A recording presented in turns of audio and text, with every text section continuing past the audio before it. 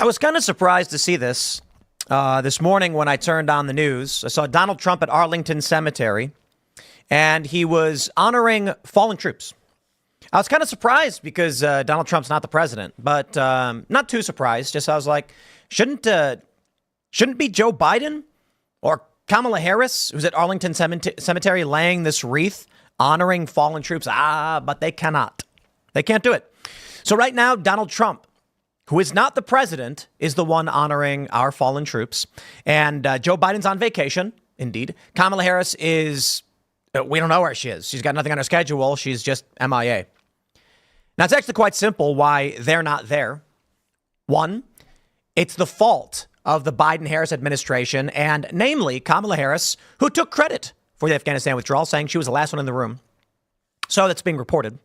And if they were to actually campaign, show up, and lay this wreath when it's their fault, it's going to make them look a lot worse. So they're going to hide from it. And they're going to hope that the media covers this up for them, who's now saying Donald Trump is going to attempt to link Kamala Harris to these fallen troops. Despite the fact that she was in the room with Joe Biden, it was their plan and they botched it all. The Democrats, of course, are tweeting it was Trump's plan. Trump wasn't the president, and it wasn't his plan. Trump wanted to get out by, I think it was May, and Joe Biden delayed it.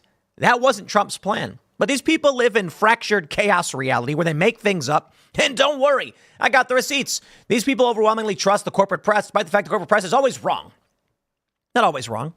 I use corporate press outlets. I just have to fact check all of them. Make sure they're correct, because they're usually wrong. But, you know, when we pull up the videos, so I got a video of Trump laying the wreath. You know, what was really frustrating for me, especially as I was putting this story together, is that no one's actually reported on this bifurcation, as it were. The reports are, the best I could find is The Hill. Trump visits Arlington Cemetery to mark Afghanistan withdrawal. Ain't nobody going to write Trump honors fallen soldiers? That's what he's doing.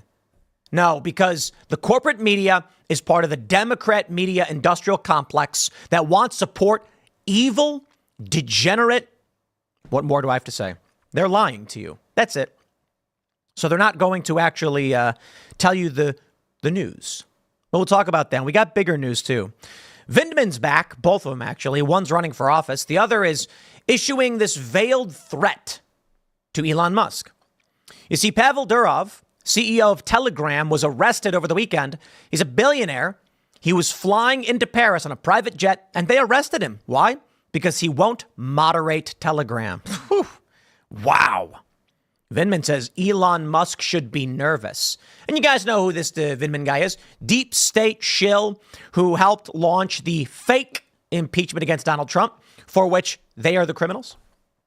Now, I don't know that Vindman himself was criminally involved in the Ukraine Gate scandal, but we know for a fact that Hunter Biden was asking the State Department, I was going to say deep state, for assistance in the Burisma scandal. Yeah. See, a prosecutor was going after Mykola Zlochevsky, the founder and CEO of Burisma, where Hunter Biden was a board member. Why was Hunter Biden a board member? U.S. political leverage. There are a few other people tied to the CIA who were working there, too. Joe Biden went to that president, I believe it was Poroshenko at the time, I could be wrong, and said, if you don't fire the prosecutor, you're not getting $1 billion. And this is apparently, it's been a while since we covered this, but I think it was only a few days after Hunter Biden asked for help. It's funny how that works out. They impeached Donald Trump over that. These people are abject evil. They believe that you are stupid. They should be in control of your lives. So we'll talk about that. Then we got the Foo Fighters. This story is pretty funny. Foo Fighters, of course, claiming that Trump had no right to use My Hero when RFK Jr. Came out on stage. But now we have reporting. The Trump campaign showed they have the license for the song. The Foo Fighters is lying. They're doing what Tim Waltz does. Assumptive manipulation. We never gave them permission, despite the fact the Foo Fighters literally gives permission to a third party to license out their music to anyone who may want it, so long as it's within certain guidelines, and Trump fit those guidelines. And now Foo Fighters are like, yes, but we did not approve. And now they're claiming they're going to donate royalties to Harris Waltz. Foo Fighters, you guys are spineless and weak-willed. So we'll talk about that. We do have some more stories. Jon Stewart, of all people, absolutely slams, demolishes The DNC hypocrisy. It's great. He's like, you got one guy coming out ragging on billionaires, and then literally right afterward, a billionaire comes out bragging about being a billionaire. Yeah, Pritzker apparently said something like, I got more money than Donald Trump, so I'm better than him. Oh, these people are incorrigible, are they not? So we're going to talk about this. We'll get started with the Arlington Cemetery story. This is big. And I was originally going to start with the Telegram CEO story because of how serious this is. However, seeing Donald Trump honor fallen troops, I thought was much, much bigger and much more important. And considering it's the third anniversary of Joe Biden's surrender to the Taliban and the devastation that has followed, I think this is the much more important story. Before we get started, my friends, head over to castbrew.com and buy Cast Brew coffee. Why? Because it's delicious. This morning, I myself had some Appalachian Nights. Oh, man, we're sold out. Well, it's good because we're sold out. We sell out of Appalachian Nights like crazy. Seriously, we're sold out? Okay, well, that kind of sucks. But you can still pick up Rise with Roberto Jr., our light roast. Stand your grounds. We got Mr. Bokus Pumpkin Spice Experience, only 260 bags of whole bean. And we got 217. This is it. When those bags are gone, they're gone forever. Rest in peace, Mr. Bokus. He has a little grave here at Freedomistan. He was a sick little cat, but, he was a good cat. And so we're going to make a new focus with Mr. Bokus in memoriam blend, but this will be the end of Mr. Bokus Pumpkin Spice Experience. So if you want to support the show, Cast Brew Coffee, head over to Timcast.com, click join us to become a member and support our work directly. The media lies all day, every day. You know it, I know it, and we're sick of it. If you think we here at Timcast do a good job in breaking through the fake news and trying to provide context, you may not agree with my opinions, but we try to make sure that all of our opinions here are based off of the true facts, at least to the best of our abilities. If you think we do a good job cutting through the noise and the BS, well, then we need your support. The show only survives because you guys are members. The more members we have, the more capable we are and the more secure we are. So please consider joining us at Timcast.com. But for $10 per month, you can assist our efforts in cutting through the noise and providing this morning show as well as Timcast IRL. You'll also get access to our Discord server where you can hang out with like-minded individuals. And this is just the beginning. Hopefully, with Casper, we have 1,000 locations in a few years. Maybe it's a pipe dream, but we do have one that's getting there. It's a historic building, which has really slowed us up, but we're hoping to have this physical location where people can hang out, share stories, and organize. And we can build community. Hopefully, we get stores like this all over the country. But right now, joining that Discord server allows you to call in to our members-only call-in show. You can see it right on the right, Monday through Thursday at 10 p.m. and actually join the show and ask us the questions yourself and talk to our guest. I think it's tremendously important. It's a good show, and I recommend it, but we also just need your support to keep going. Let's jump into the first story. We have this from The Hill. Trump visits Arlington Cemetery to mark Afghanistan withdrawal anniversary. Former President Trump on Monday visited Arlington National Cemetery to mark the 3-year anniversary of the U.S. withdrawal from Afghanistan as he sought to turn the chaotic pullout into a resonant line of attack against Vice President Harris. For shame, corporate press.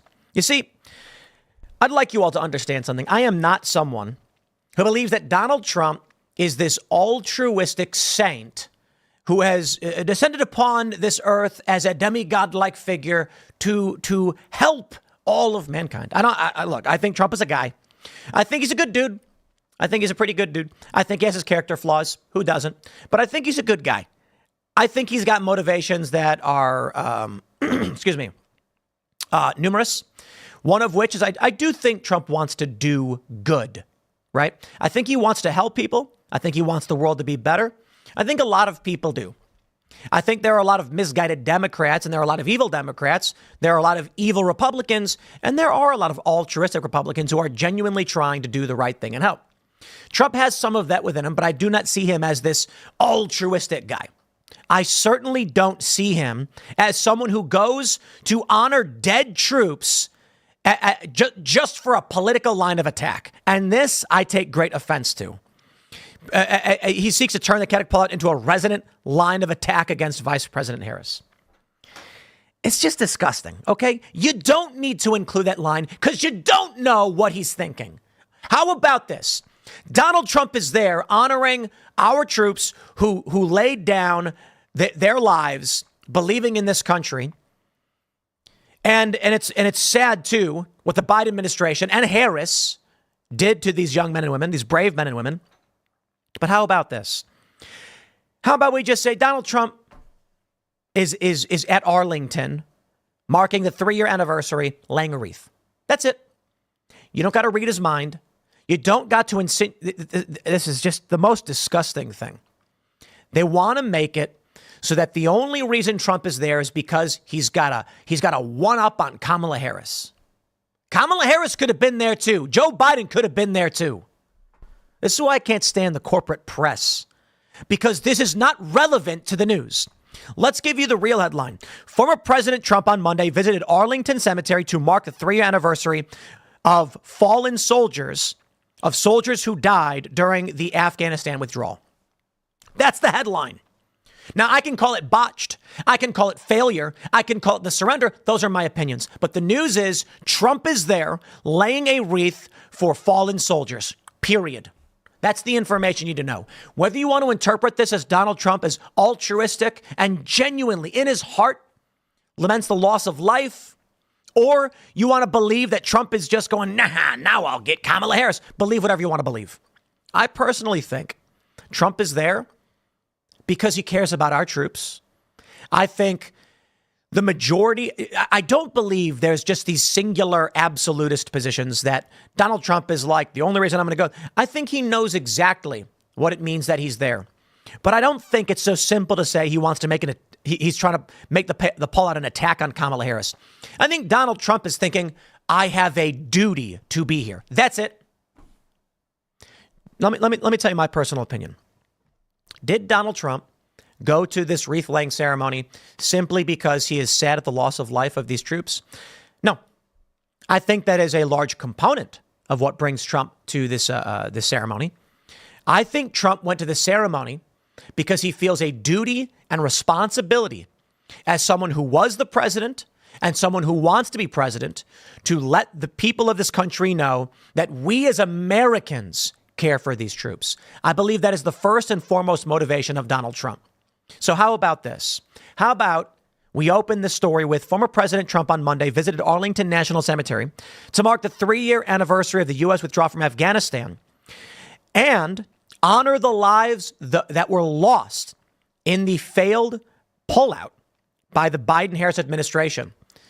Donald Trump seeks to represent a duty to the American people and to those who would sacrifice their lives. Should I write that? See, this is opinion. I can't stand this. It's the corporate press, man. Well, here's the video for you. Trump lays wreath at Arlington Cemetery. It's a clip from Fox News. Let me play it for you.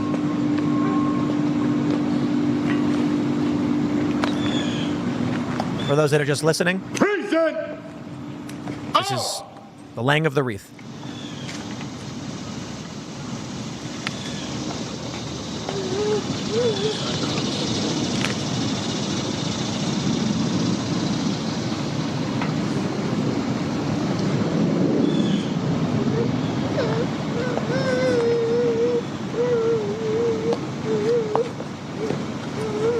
Once again, for those that are just listening, we're hearing they call it the room tone, the sound and the silence as the wreath for fallen soldiers has just been laid.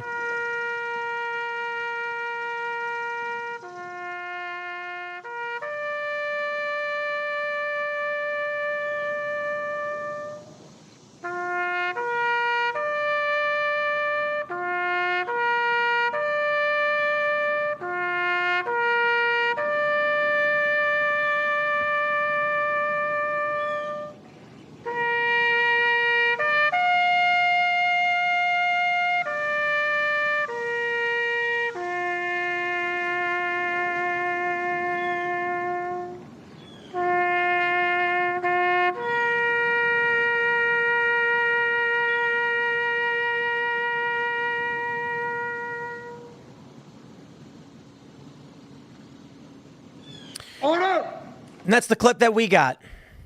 Donald Trump standing at Arlington National Cemetery, honoring those whose lives were lost. The media won't say it. Joe Biden is not there. Kamala Harris is not there. Joe Biden's on vacation. I think I just think Democrats are evil. You know, politically, I say it. I can say it 50 billion times. I'm not a conservative, I'm just an American. Probably somewhat liberal, fairly libertarian, not anarchist, libertarian party libertarian. I don't understand why I shouldn't say that. I don't like our foreign policy. I liked our foreign policy under Donald Trump. Far from perfect, but a net positive. And I'm in shock right now. I'm not really in shock. I'm just pissed off. I saw this video, Donald Trump laying I watched it live. And I was just thinking to myself, Trump's not the president.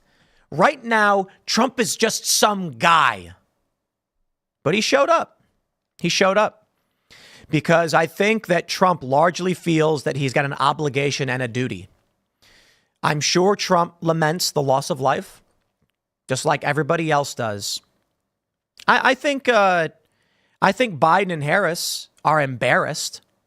I think they do feel somewhat bad about what happened, but I don't think they really care all that much. If they did, they'd be there, and they'd accept responsibility, or at the very least, say nothing and just be there to honor fallen soldiers. They're not even there. They're not even there. It's absolutely crazy. Now, Fox News says Trump expected to slam Harris on third anniversary of deadly Afghanistan attack that killed 13 Americans. Vice President Kamala Harris claims she was the last person in the room with President Biden before deciding to withdraw from Afghanistan. How about that? The Democrats are trying to claim that it was Trump's plan. Trump's plan, he had a deadline. Trump's plan, I highly doubt, was to abandon Bagram Air Force Base, abandon our logistical support for the Afghan security forces. I think the Biden administration intentionally did this for two reasons. They wanted to blame Donald Trump and say, this was his plan, we weren't ready and it didn't work. They wanted to blame him, but they also wanted the Taliban to be heavily armed and for the weapons to spread around the region to create instability that they could use to justify further incursion. I despise these people. I think America's foreign policy is not even America's foreign policy. It is the policy of this amalgam of Western powers, the liberal economic order. These people are evil. Why is it? Under Donald Trump, we didn't have any war with Russia. Why is it that ISIS was decimated? The Abraham Accords were working towards creating economic trade and stability and trade within the region between Israel and these Arabic Muslim nations. Trump crossed the DMZ into North Korea, speaking with Kim Jong-un. They said he was ponying up the dictators because what these people want, Biden, Kamala, etc., they want war and instability so they can create their liberal economic order that can expand it. For those that aren't familiar, I suggest you look it up. The Council on Foreign Relations will break down exactly what the liberal economic order is. After World War II, powers within European nations and the United States decided we would control, I say we, but Western forces would control the economic order of the globe. Well, they did a pretty bad job of it. China and China's expansion, the Cold War, Russia now today, Iran, etc. They've been unable to break through and take Eastern Hemisphere. That's what they want. Instability in the region is good for them. That's why ISIS flourished under Barack Obama. That's why the Arab Spring happened and destabilized all these nations. That's why Libya has become a failed state. Not that I'm saying those governments were good, but what business is it of ours to be involved in all these conflicts? So they say Trump expected to slam Harris on third anniversary of deadly Afghanistan attack that killed 13 Americans. Let me just say what I often say in these circumstances. There are many brave men and women in uniform, and they're brave, and they serve overseas on a mission because they believe in this country. I believe for the most part, these men and women should be in our country defending our borders and being amongst their neighbors. Instead, They're in Germany, South Korea, Japan, Iraq, Afghanistan, Israel. Why? Got bases all over Europe following World War II. Bring them home. Bring our troops home. These deployments are absurdities. Some of them make sense. I got no problem with that. People have various countries have militaries, troops for a variety of reasons, but to occupy so much space in so many countries, I don't like the foreign policy under the establishment Democrat regime. But I will say this: I never blame the troops. The individuals who believe in this country and who are manipulated by special interests and corrupt interests into fighting overseas in conflicts we shouldn't be involved in. I don't blame them. And I think it's important to understand that we are only in this luxury that we have today in America. And people really don't understand the luxury. They don't get it. They do not understand, because there are brave men and women willing to do the job that so many don't want to do. And I'm not so naive, and I won't come here and act like every single person who enlists or receives a commission is some great and noble hero. For some people, it's a job. Because I know a bunch of veterans, and they just said, I don't know, I needed a job and it sign-on bonus and seemed like it was a good way to stay in shape. I am not exaggerating. Like I've not certainly not spent. I've never been in the military, but with the people in my family and living in the periphery of some military bases and briefly on a military base, I met a lot of people. There were a lot of people who said they signed up after 9/11 because they were worried for this country. Some of them said they loved and respected the military. It was their dream to have a career. Some of them received commission. Some of them enlisted. And a handful of the people I met were like, I got to be honest, it was a good job. Travel sounded fun. And I'm like, and I respect all of that. Even if your enlistment was literally just, I don't know, needed a job and it seemed to make sense. I'm like, well, you're willing to do a job so many other people would not do, and I respect it. I cannot believe that we're at this point in this country where we're genuinely looking at a lying media, a manipulating media. We've got Joe Biden, MIA completely, and Kamala Harris. They just don't care. They don't care. I want to stress this again, how much it angers me. They don't care. Man, it's like they never watched a video of like someone saving another person's life and felt that empathy or anything. I'm just, I am flabbergasted. Flabbergasted is the only word that comes to mind. That we are genuinely in this time where the guy who's the president, the Democrat frontrunner, just aren't there. Just not there. That's amazing, isn't it? And there are people who are willing to vote for these Democrats. Absolutely. Now, the media is trying to frame it like Trump is trying to connect her, as if she's not the vice president. Look at this one, raw story. Gross incompetence. Trump hurls insults on anniversary of 13 service members' deaths. Yeah, at the Democrats. But you know why they did this? Because they want to lie to you and tell you that Trump calls fallen troops suckers and losers. Spare me, dude. I don't believe it for a second. That's the most ridiculous clown show thing I've ever heard. It would be like if I said Joe Biden is like biting children on the neck and drinking their blood. Like, come on. Okay, we know there's videos of him sniffing kids. And we got questions, sure. But for Donald Trump to call troops suckers and losers is the most cartoonishly stupid thing I've ever heard. I don't buy it. Not for a minute. Now, apparently, Trump might skip the debate with skip the ABC debate with Harris because the lineup is apparently there's going to be like a Biden appointee on the panel, and so Trump is just like, "Are you nuts?" And I've heard reports Donna Brazile will be there. Trump says, "I watched ABC fake news this morning. Both lightweight reporter Jonathan Karl, ridiculous and biased interview of Tom Cotton, and their so-called panel of Trump haters. And I asked, why would I do the debate against Kamala Harris on that network?" Trump asked in his social media post Sunday evening. So this is the only debate they actually agreed to. It might not happen. We don't know for sure. We don't. But I want to show you this. This is going viral, and I think helps explain exactly where we are. L. Resnick tweeted, This right here explains it all. Democrats, 73% in 2020 trust the media, 36% of independents, and 10% of Republicans. Will Chamberlain says, imagine thinking the mainstream media has gotten more trustworthy over the last 10 years. Well, I have the updated numbers as of 2023. Democrats, 58% trust the media, 29% of independents, and 11% of Republicans. So Republicans' trust has actually increased just a teeny bit. That's actually kind of interesting. But it's gone down across the board for everybody. The media is garbage. I don't see why anybody should trust it.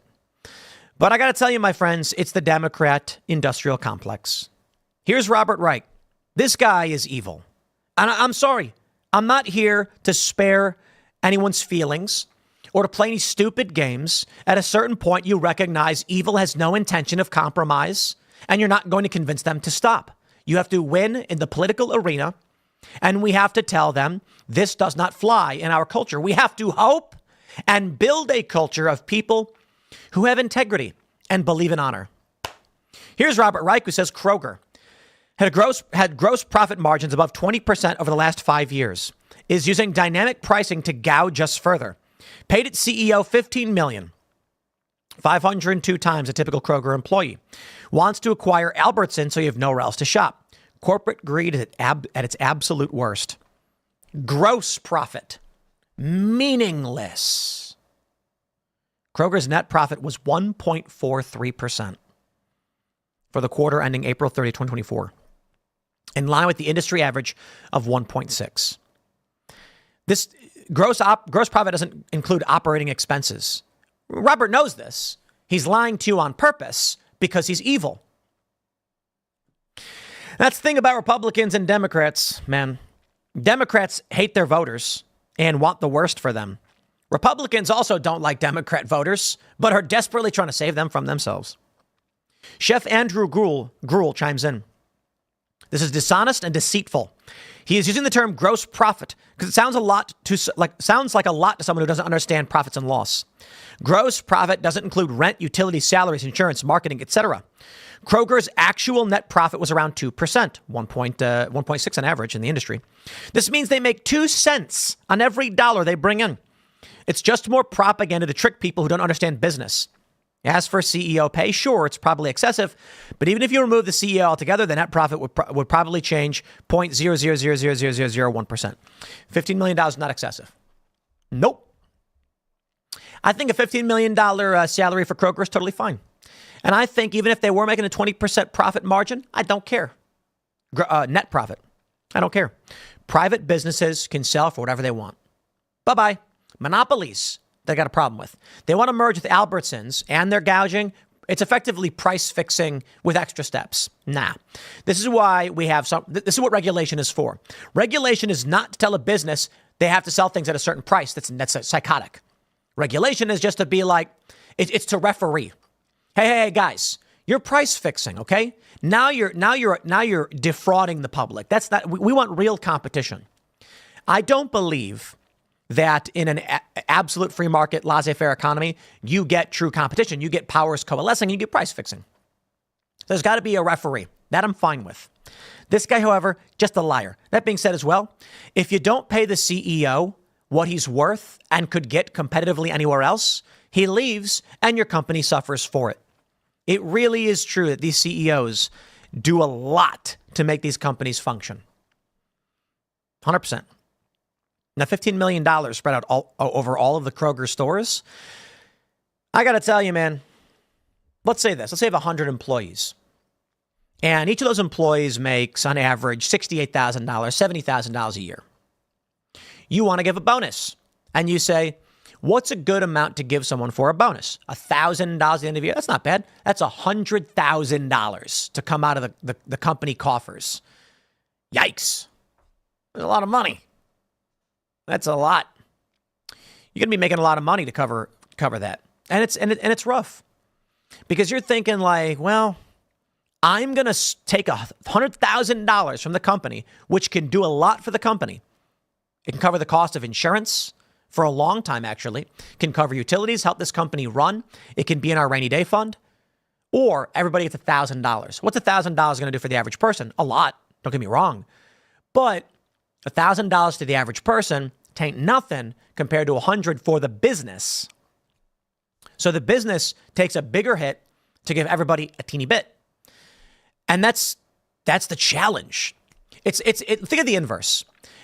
Would you be willing to give $1, just $1, if it meant that $1 million would be spent on, Donald Trump running ad campaigns? Of course you would. $1 million ad campaign, $1 million ad spend for Trump is massive, but it's just $1 from you. The inverse is also true. Trump losing $1 million, a lot of money he could buy a lot of ads with. To give you $1, you'd probably forget you got the dollar. This is the reality here. So it's difficult. My point ultimately is this. Taking the $15 million from the CEO and spreading it out throughout the company, no one's probably going to notice. But you are getting for $15 million a top tier CEO who can run this company, make sure it operates properly. And their profit margin was 1.43%. But you know what? They're not going to tell you that. Now, Mike Cernovich had an interesting point that I think is actually kind of worrying. He says, we are reaching the point in this country where America's veterans are going to have to ask if they can continue providing security for and guarding left-wing anti-American billionaires. A crisis of conscience is coming soon. Indeed, it is. It's a scary prospect. But I wonder. I really, really do. These anti-American billionaires. Bernie's got a point. I like Bernie. I think Bernie betrayed his values for political gain, and he's a coward. But I like when he goes up and he says, there are billionaires gutting and ripping apart this country. Yeah, they were on stage with you, Bernie. Then there are I got no sympathy for the Koch brothers. They were huge on illegal immigration. It was cheap labor for them. Not a fan of that. That was Bernie who pointed that out. Young men are leaving the Democratic Party. In 2016, 51% of young men identified or leaned Democrat. In 2023, it dropped to 39%. I do think there are young men leaving the Democratic Party, but I'm going to say it again like I always do. We're talking 8 years ago. Well, by this standard, from 2016 to 2023, we're talking 7 years. But still, 7 years, it is not. You have to understand, 29-year-olds 7 years ago aren't in that bracket anymore. 23-year-olds also aren't being tracked by this number anymore. 18 to 29 stays where it is as the generations move through it, which means young men moving into the age of majority are less likely to support Democrats, and that is massive. Now, as of right now, the latest polls, of course, are still favoring Harris. Not that I think it matters all that much. In the battlegrounds, Trump is ahead by 0.1. Small, but we know polls favor Democrats. The general election has Harris up 1.5, but it's kind of wild. Fox has Trump up. Rasmussen has Trump up. What do we have here? We've got Harris X and CNBC previously showing Trump is up. However, got a lot of other polls showing Harris is winning. It seems like static. We don't know. I can tell you the betting odds now favor Donald Trump. I'm sorry. It inverted again. So you can see here, this is so wild. So Trump's in the lead. Harris takes the lead. Trump takes the lead. Harris is back in the lead. Nobody knows. Nobody knows exactly what we're seeing here or what it's going to be. I can tell you this. Right now, there's a contingent of people on Twitter who are what I would describe as low intelligence. But you know what? This is the reality of it. Not everybody knows everything else everybody else does. Some people are stupid. Some people are smart. Fisher King tweets, for the pro-life types loudly proclaiming they can't vote for Trump, if Kamala wins and Dems control the Senate, she will pack SCOTUS with the express purpose of reinstating Roe v. Wade. You will lose all the gains you've made. So if you're not just grandstanding, you have everything to lose. I don't know if I actually have those tweets pulled up, but he's pointing out that there are a bunch of threats from people saying, I support Donald Trump, but as an evangelical, his soft on abortion policy means I will not vote for him. The stupidest thing I've ever heard. My view of it is like this. Imagine that there is a great battlefield and there's Donald Trump in golden paladin armor with a glistening sword. And he says, men, we take this battlefield and we are one step closer to storming the enemy's capital. And then there's a guy standing there and goes, well, as someone who strongly opposes the enemy, I can't stand behind what he's proposing to do because we aren't storming the Capitol gates. No, you can't go from here to there right now. What are you talking about? Donald Trump, for all these people who are pro-life, his Supreme Court picks overturned Roe v. Wade. Congratulations. You've advanced in the battlefield. Now you've got to make more advances. You want Donald Trump to just come out and be like, we're going to try and run straight through past all the troops, not even fighting, go right to their Capitol grounds. You'll get surrounded and you'll get wiped out. But that's what these people are doing. Donald Trump and the Republicans are fighting the battlefield that they're on. But there are a lot of really dumb people like, I'm not going to vote for Trump because he's not pro-life enough. Okay, well then take pro-choice Kamala Harris. I don't know what do you expect? It's a game of tug of war. Imagine being like, no, I'm not going to pull on the rope because the rope isn't pulled far enough. You got to pull on the rope. Come on. I don't know. You get it, though. Kamala Harris releases her tax plan, and it's the same tax plan as Joe Biden. That's where we're currently at. And the 538 forecast has Harris winning 58% to Trump's 41%. It goes back and forth. We don't know for sure. Polymarket has Donald Trump winning, however, but we'll see. What I can tell you right now is this.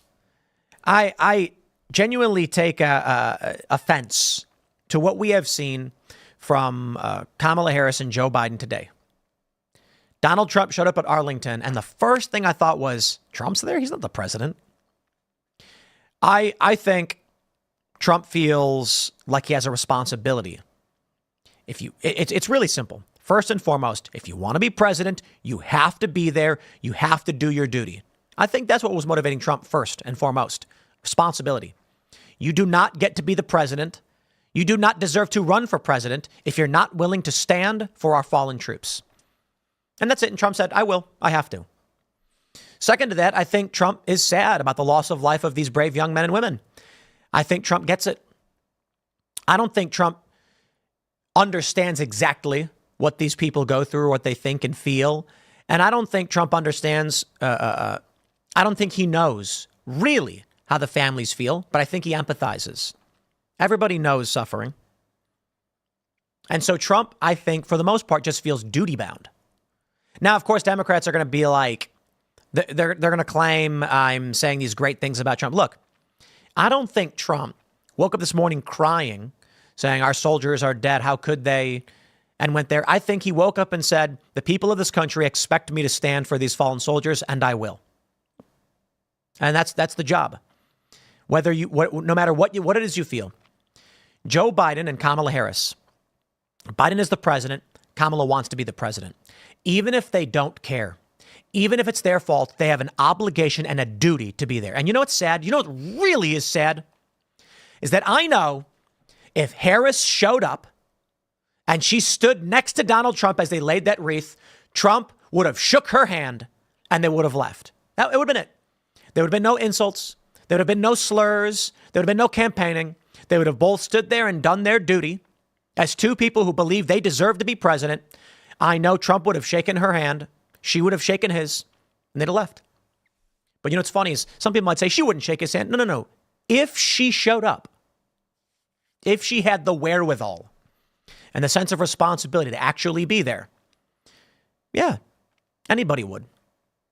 You'd shake the hand of everyone there, including your political rival, and say, we have a duty here for the American people. But this is the distinction today. This is what the Democrats represent. They won't stand there for our troops, but they will use them as cannon fodder. And now you've got Ukraine invading Russia, bringing us to the brink of annihilation. It's crazy because I think RFK Jr. really hits the nail on the head with the hammer. I absolutely love his speech on Friday. And he put out a statement about what MAGA means. And he says it's to go back to a time, maybe the 70s, where we were actually starting to confront our dark past. But we had hope for the future. We believed in what this country was and could be. And there was optimism. And we don't have that today. So I like what RFK had to say. He exemplified so much about what this show is about, what Timcast IRL is about. A former Democrat who says the party has become censorious, pro-war, pro-big pharma, pro-big corporation. Yep. Yeah, that's what they've become. And that's why someone like me, who never voted for a Republican before Donald Trump, is sitting here saying we got to vote for Donald Trump. Got to vote for him. There's nothing else. There's no games. He's a good dude. He's a funny guy. Got his character flaws. Come on, we're not saying he doesn't. But he's all right. He's all right. He's an all right guy. And that's more than we can ask for from any of our presidents that we've had over the past several decades. Donald Trump's a pretty good dude. He's a funny guy. He's going to help you out. There's a story of, man, I love this. What was it? Trump's tire got a flat tire. And somebody pulled over to help him change his tire. I think that's what the story was. And then the next thing the guy knew is his mortgage was paid off. Could you imagine? You know, I believe that story. I met a guy a long time ago who said that they had just built Trump Tower in Chicago, and he was a courier, and he rode his bike up, and he locked his bike and was walking to the door, and he saw, as he's walking up to open the door, he looks behind him, and he sees Trump and a group of people. So he opens the door and holds it open as they all walk in. He walks in behind him. Trump turns on and goes, "Hey, kid, thanks," and throws him an iPod. Brand new, high-end. I mean, back in the day, these were like $400 or $500. Trump just threw him an iPod. "You held the door for me. Here's $500. He's a billionaire. That's what he does. And it's a funny story. I've heard so many stories like that. This idea that Trump paid off someone's mortgage, I paid off somebody's mortgage. I believe it. Genuinely believe it. I like Trump. I do. Nobody's perfect, but Trump's a good dude. He really is. And he gets mad and he talks big game and he's not going to back down. He's not going to take crap for nobody. So I respect it. We're going to jump to the next segment. So smash that like button, subscribe to this channel, share the show with your friends. If you do like it, you can follow me on X and Instagram at Timcast. Next up, I hope I have this lined up properly. Do I? Yeah. Vindman says Musk should be nervous. Oh, let's talk about the corruption of these guys. They arrested the Telegram CEO, a billionaire in France, because he wouldn't moderate a messaging app. Telegram. I mean, this is crazy. I don't think people understand the escalation that we're witnessing and what this arrest means and the threat against Elon Musk means. But we'll jump to that. Before we do, we're going to grab your super chats, my friends. So once again, get those super chats in. We're going to read what you guys have to say, and we'll talk a bit about it. We got Barely a Millennial. RFK Jr. would have been a great October surprise on behalf of Republicans. What other potential October surprises could we hope to deliver? Oh, man. For Trump, I love the idea of the October surprise. Like, both sides are getting ready to do something crazy. I don't know. How about Joe Biden endorses Donald Trump? Could you imagine if Joe Biden comes out and he's just like this? He's just, he looks lost and he's like, "Yeah, I was going to run for president. I know I can do it. I knew I could do it, but they wouldn't let me do it. They threatened me with a 25th Amendment. They said, no, you're bad for us. So they installed someone who didn't win a primary." Could you imagine if Joe Biden is like, "And that's why I'm supporting Donald Trump."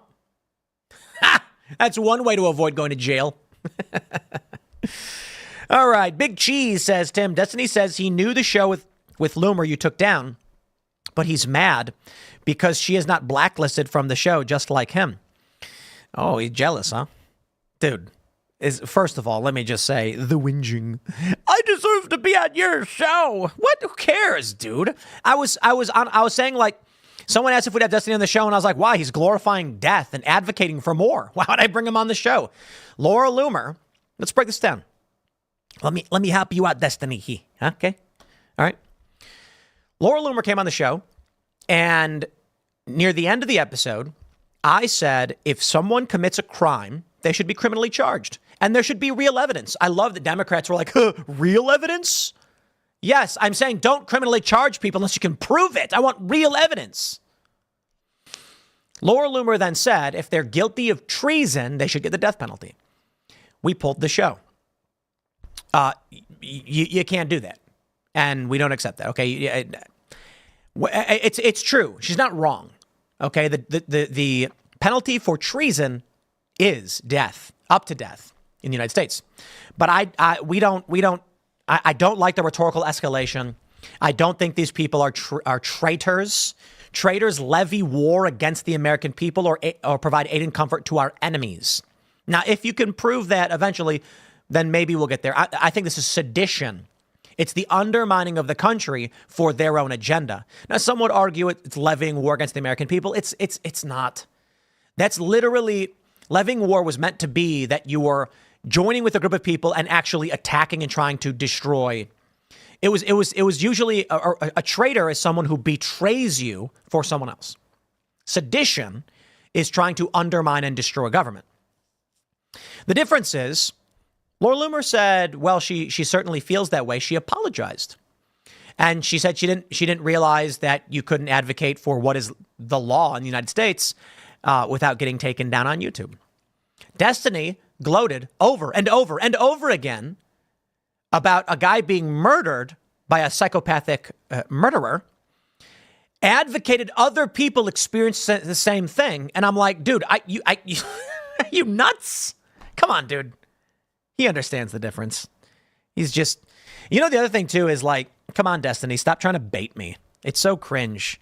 You're not relevant to the political conversation outside of the weird blood sports internet garbage because you choose not to be. You could certainly calm yourself and do some interviews and talk politics in a way that wasn't so clickbaity, hyperbolic, and in the fray. But you choose to be this fringe element. By all means. But don't think that you're going to go on your show and complain that we don't want you coming on here and gloating over the death of a firefighter. That's just scumbaggery. And let's talk about the distinction here. Laura Loomer saying there is law in this country that if the law is broken, there is a codified penalty for what that law is. It's like, okay, well, we don't want rhetorical escalation. But I understand what she's saying. I don't agree with it. I agree with the element of law. We talked about that on the law exists, right? I'm just saying, guys, let's chill out and not start accusing people of being traitors and treason. Let's just win an election and try and simmer things down. The last thing we want is political tension and violence or anything like that. Destiny gloated that a firefighter was killed. Dude, come on, man. You can't compare these things. It's just some guy. He's just some working guy. He's a firefighter. And he showed up to a political rally on this day to watch a guy talk. And he died. And you're gloating and mocking it. Act like those are the same thing. Adam says the media are so evil. They have no accountability. Little did they know they will have to answer to God. I think they know. I don't think they care. Maybe they're, what's funny is, again, I'll stress, I'm not a Christian. But if there is a heaven and hell, maybe these people are counting on going to hell intentionally. Maybe the attitude they have is, if they go to hell and they, hang about with the devil himself, they're going to say, hey, don't torture us. We're your servants. Maybe they want to be demons. Maybe they are demons. Maybe they're hoping to be knights in service of the devil. All right. Not Alan Rogers says, were the Marines, sailors, and soldiers killed woke military, Tim? Or are they only worth honoring when the campaign wants you to? When have I ever criticized fallen soldiers who were woke? What do you mean? You mean like Millie? So when I criticize a chain of command for implementing woke policies, is that what you're talking about? When did I ever complain? What is this nonsense? Absolute nonsense. Spare me. Nice try with the bait. Adrian Contreras says, Trump does this kind of thing even if he doesn't know the cameras are on him. Remember, he chased after that Marine's hat? But Dems will take a knee for a career criminal and bail out rioters. Indeed, they will. Yeah, the Marine's hat blew off and he didn't move, and then Trump went over to grab it and put it back on his head, even when he doesn't know the cameras are on him. I like Trump. He's a good dude. The reason why I say this often is for the low functioning individuals in the world who want to take the clips and be like, no, he's not. No, he's not. Nobody's perfect. Trump has character flaws. And this is to say, I acknowledge your criticisms of the man, but I think he's a good dude. Met him a couple times. I met him once formally, shook his hand, and then interviewed him. So a couple times, and then interviewed him. And I like the guy a lot. I do. Saw him speak at the White House. He's very funny. Been to many of his rallies, and I understand people like him. And there are things I'll criticize him for. 100%. Vincent Ramirez says, just subscribed under the $25. I hope the American people wake up and see what he did today and realize Harris is the reason it happened. I appreciate it, man. Thank you very much. Go to timcast.com. If you become a member for $10, you'll join the Discord server. However, to submit questions to join the members only show, there's a 6 months waiting period, or you have to sign up at the $25 a month level. I'll tell you why. When we first launched this, we got trolls. People who think they know. They would sign up thinking it's going to cost me $10 right now to come in and disrupt and cause problems. And so we were like, okay, well then how do we stop that from happening? Make it so that you have to be a member for a certain amount of time. We're like, all right, if you're a member for 6 months, then you get upgraded to submit and be involved in the show. Because otherwise people are trying to, they're like, we have moderators. We do like a screening process, but it was like a waste of time and it was disruptive and people are lying and manipulating because you get the far leftists. You get the trolls. But then we had the conversation where it's like, yeah, but there are a lot of people who are honest. And I said, okay, how about this? To bypass the 6 months, $25, because we're hoping that becoming a member at $25 will deter the trolls. So we're going to be like, I ain't spending $25 to troll a show. And it dramatically reduces the people who want to cause problems and troll and disrupt. However, as we've stated, if after 6 months, if you're a $25 a month member for 6 months, you can just downgrade and retain all your benefits and everything. We have to work out how that works, but I'm pretty sure that's the general idea. But we hope that you just, keep your memberships up. We do appreciate it. All right. Cole Stackman says, Tim, really off topic, but I wanted to make sure people are aware of schools putting children into solitary padded rooms. Protect the children. Indeed. In Chicago, a kid was acting up. So they locked him in a padded room and left him there. And he had to go to the bathroom and they wouldn't let him go. So he crapped himself. He had to go and then he was sitting there crying in his own waste. Little kid. This was being disruptive. And so what do? Lock him in a padded room. No joke. These schools are evil, man. Man, evil. Brian Hodges asks, how is breaking down our laws and creating civil strife not aiding the enemies of the United States? It's not. Treason is direct. Treason is like, all right, you and let's say you are trying to build a park and you worked really, really hard on it. And then a corporation shows up and they're like, we're going to buy this land out from under you with a backroom deal and turn it into a parking lot. And you're like, hey, man, we need a park for the kids. And then your best friend who's been working on this with you one day shows up wearing a suit, serving you a cease and desist, a legal letter saying it's over. And you're like, whoa, what's going on? You were helping me make this park. What happened? And then with a smile on his face, he goes, $1 million happened. That's treason, right? He's a traitor. He has betrayed you. So treason was meant to be if the U.S. is being attacked or has direct enemies and you joined them to attack us, to levy war against us. That's treason. Sedition is what you're describing. Sedition is when you're trying to destroy the government, and the fabric of the country. So what they're doing with breaking down our laws is seditious. It's seditious conspiracy. It's sedition. They're trying to either overthrow or destroy this country. It's a big difference. Here's another way to put it.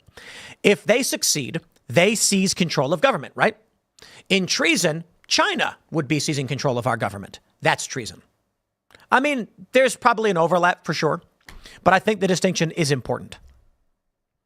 All right, we'll grab a couple more before we jump to the next story. All right. Lucia Lindblom says, please stop trying to be overly politically neutral. By now? What do you mean? Trump is not just some guy in the Arlington. He's a former president and represent a Republican candidate. Try to appreciate he gave you a special interview too. No, just some guy is a compliment. Saying that Trump is just some guy or whatever is a compliment.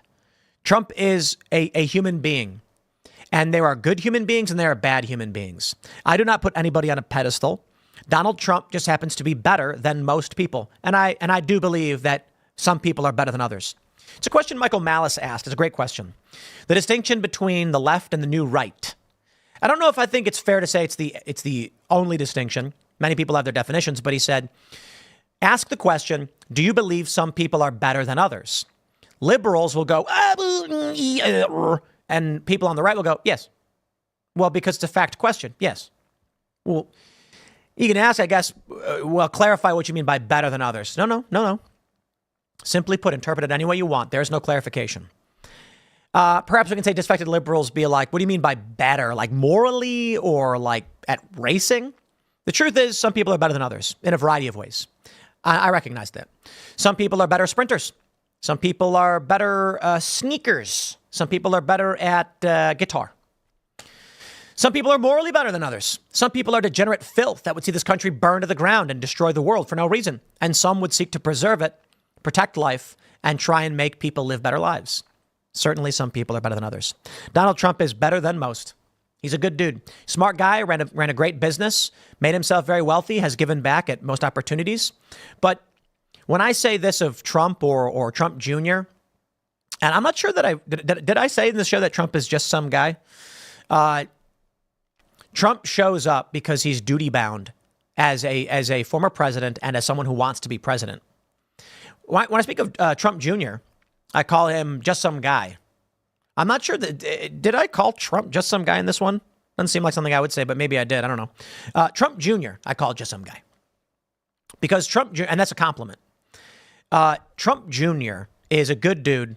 He's a regular dude, smart dude, capable dude, but he represents just what it's supposed to be a good American. And he's unassuming. And again, I mean, that is a tremendous compliment. If you were to be like a laundromat doing your laundry and you saw Trump Jr., you wouldn't realize that he was the son of a former president, multi-billionaire, and also a successful, wealthy businessman in his own right with a successful show. You'd meet a guy and you'd be like, oh, that's cool, dude. And then you'd find out, you'd be like, really? Like that guy? Wow. Because he's a regular down-to-earth guy you could relate to, you can hang out with, have a beer. And that's what Americans should be. I got to tell you, man, I met some people and you can right off the bat know that they're upper crust, snooty, and they're not all bad people. I know some people. They're not bad people, but you can really tell they're super wealthy and not at all unassuming. That's what I like about Don Jr. If you were to like hang out at a bar and strike up a conversation, you wouldn't realize you're talking to someone who is the son of a former president. He's a good dude. I'm a big fan too. But I know some people that I've met who like have a villa in Lausanne and fly around on private jets all the time, and they're anything but regular dudes. They're not bad people, but they're really out of touch. Hey, what are you up to this weekend? Do you want to meet us in Japan? We'll be there Friday morning. And I'm like, I can't fly to Japan. Oh, I didn't realize. You know, not bad people, but certainly out of touch. You know what I mean? Anyway, that's what I love about the Trump family. Seriously. It's one of the things I really do like about the Trump family. Trump is a golden toilet kind of guy, but they get it. You know, I respect it. That's why Donald Trump ordered a well-done steak with ketchup, because he gets it. He eats McDonald's. He gets it. I think it's funny. All right. Zoroark Graft says, Tim, I think it's important that you go on Joe Rogan before the election to make the case for Trump to indies and 11 million people. I think it's your duty. I appreciate it, but I also want to stress like this idea that I can just go on Joe Rogan. Like, dude, Joe's a good dude, great guy. I could probably hit him up, but I never do. If I have plans to be in Austin, then I'll ask him what he's up to. Want to say hello and give him a fist bump or whatever. I owe Joe a lot. Bro, you guys, I'll tell you one of the reasons they attack Joe Rogan, I will get mad. When you insult my friends, I will defend my friends. Blood is thicker than water. Friends and family, I think loyalty is tremendous. So people want to go after Carl Benjamin. He's a good friend of mine. I owe him a lot. He hit me up when I had a very small YouTube channel and said, I respect what you do. Would you want to make a guest segment for my channel? And I said, yeah. He had hundreds of thousands of followers. I had like 40. And he said, make a video. I did. It blew up. Instantly, I had 100,000 subscribers because Carl saw my work, appreciated and respected what I did, and he offered to give me that spot. Gave me that boost that allowed me to start making money on YouTube. Following that, Joe Rogan hit me up. I had 200,000 on one channel, 100,000 on another channel. Here's what happened. Here's the story. I made a video about Joe Rogan on Twitter. I think I had like 280,000 subscribers. And I made a video about why people were upset over the Joe Rogan interview with Jack Dorsey. Joe's company automatically copyright claimed it. It's just Content ID because I had a screen capture. All I did was show a screen capture of it. I didn't even play it. And I got an auto flag. So Rogan had been following me. It's a long story. Long story. I got invited on a show a long time ago, and then he canceled on me twice, and I was pissed. But then he followed me, apologized for having canceled on me twice, and said, he didn't mean anything by it, just things get busy. And I said, no, don't worry about it, man. I do appreciate it. So I DM him, and I was like, hey, can you release the copyright claim on my video? I kind of need the money. And he watched the video. And then he hit me up, and he was like, hey, man, you made a lot of really great points. Here's what happened. And I was like, no worries. And he's like, look, we'll have you on the show sometime. And I was like, it's whatever, dude. You let me know. And so then he calls me back. He's like, can you come on the show in 2 days? And I was like, 2 days? I guess I have to. I can't say no to that. Went on his show. It's a huge success. He thought I was really smart. He said, you're a smart guy. Then he hits me up right afterwards and says, come on the show with Jack and their lawyer. And I was like, holy crap, dude. I'm just some dude. So we did. After that, I think within like 2 months, I had 800,000 subscribers. It's kind of crazy. It was nuts to see it just skyrocket.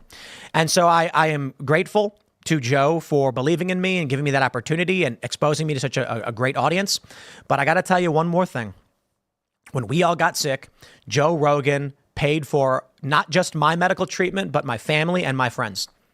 I was feeling really sick. I was very much in the middle ground. Like, I don't know. I got COVID really bad. It was bad. Not kidding. I was like shaking. My body temperature was really low. Called the hospital. They said, go to sleep and good luck. And so I hit up Joe and I was like, hey man, I'm in bad shape. I don't know what to do. He said, here's the plan. I want you to do these things, and I'm gonna put you in contact with someone who's gonna take care of you. We got a special call from a private practitioner, and Joe paid for it all. I was just like, bro, wow. So, look, aside from the political of insulting Joe Rogan because you don't like that he doesn't agree with you, that's the stupidest thing in the world. But also, I defend my friends and the people who have taken care of me. The people who have stood by me and helped me out, I defend them. You want to insult my friends, I'm going to defend my friends. I ain't playing any political games. That's just it.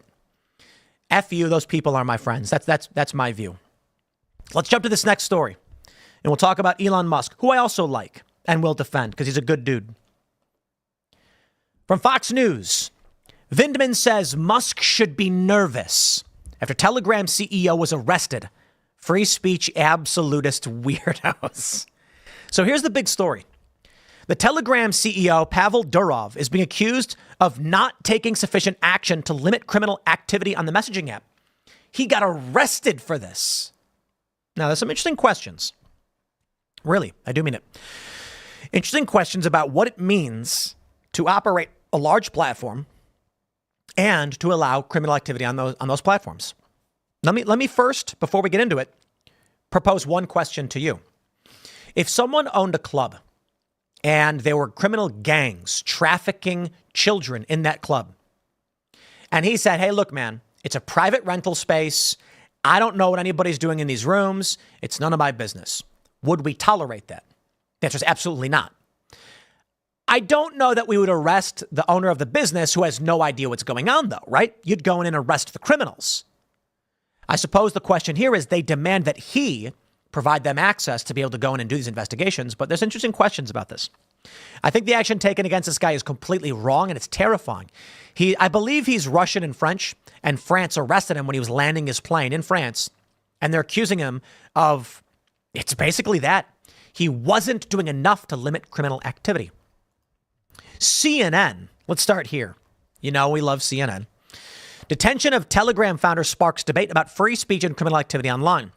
Now, to the first story I pulled up, Vindman, these two brothers, deeply involved deep state actors who orchestrated, or I should say were large components in, is probably a better way to put it, the Trump fake impeachment, where they accused Trump of doing what they did, what Democrats did, the deep state.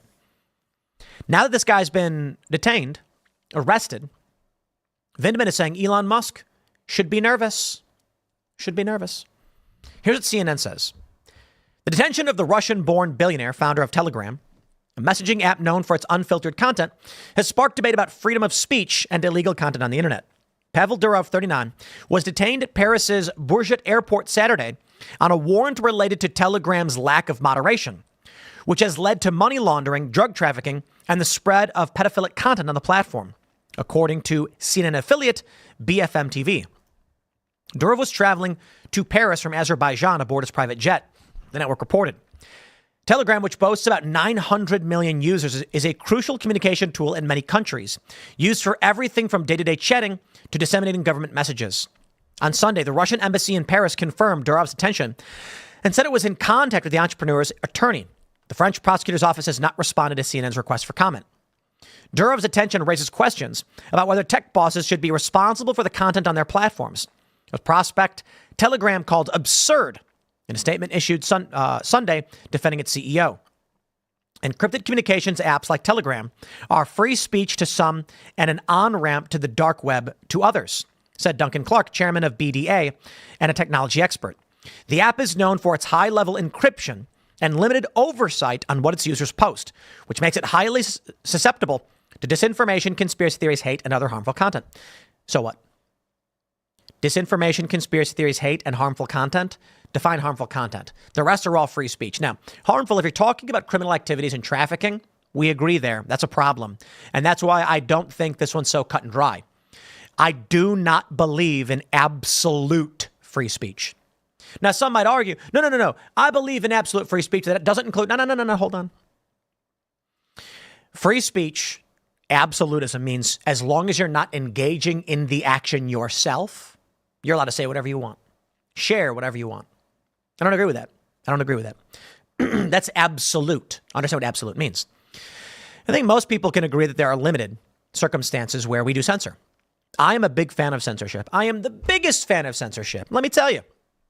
So we had this woman on the show, Culture War, and I said, we shouldn't have these books in schools that depict activities. And she goes, so you're for censorship? And I went, yes, 100%. Are you kidding? Yeah, censorship doesn't mean political opinions. Censorship means someone chooses these things, for whatever reason, should not be allowed in certain areas. Now, the question is degree of censorship. We are all for policing. Not everybody, but in general, we all agree there should be some kind of police, right? That doesn't mean we think police should be able to raid your home whenever they want. Imagine if cops were just going door to door, kicking people's doors in and stealing stuff. And that was general policing. We wouldn't agree with that. We would say this policing has gone too far. We agree there should be law enforcement, but that's just not it. Censorship on a social media platform where they take down abuse images of children, that is the right thing to do. Murder, snuff, and criminal activity, that should be censored. That means individuals have to watch and remove these things. Algorithms can only do so much. Not very good at it. To say that we just don't want any is wrong. That being said, it opens the door to questions about Telegram. Not that I think his arrest was right. Telegram's firm stance against censorship has made it especially prominent in countries where freedom of speech is curtailed, such as Russia, Iran, and India. The platform is also favored by white supremacists and terror groups, including ISIS. So shut up.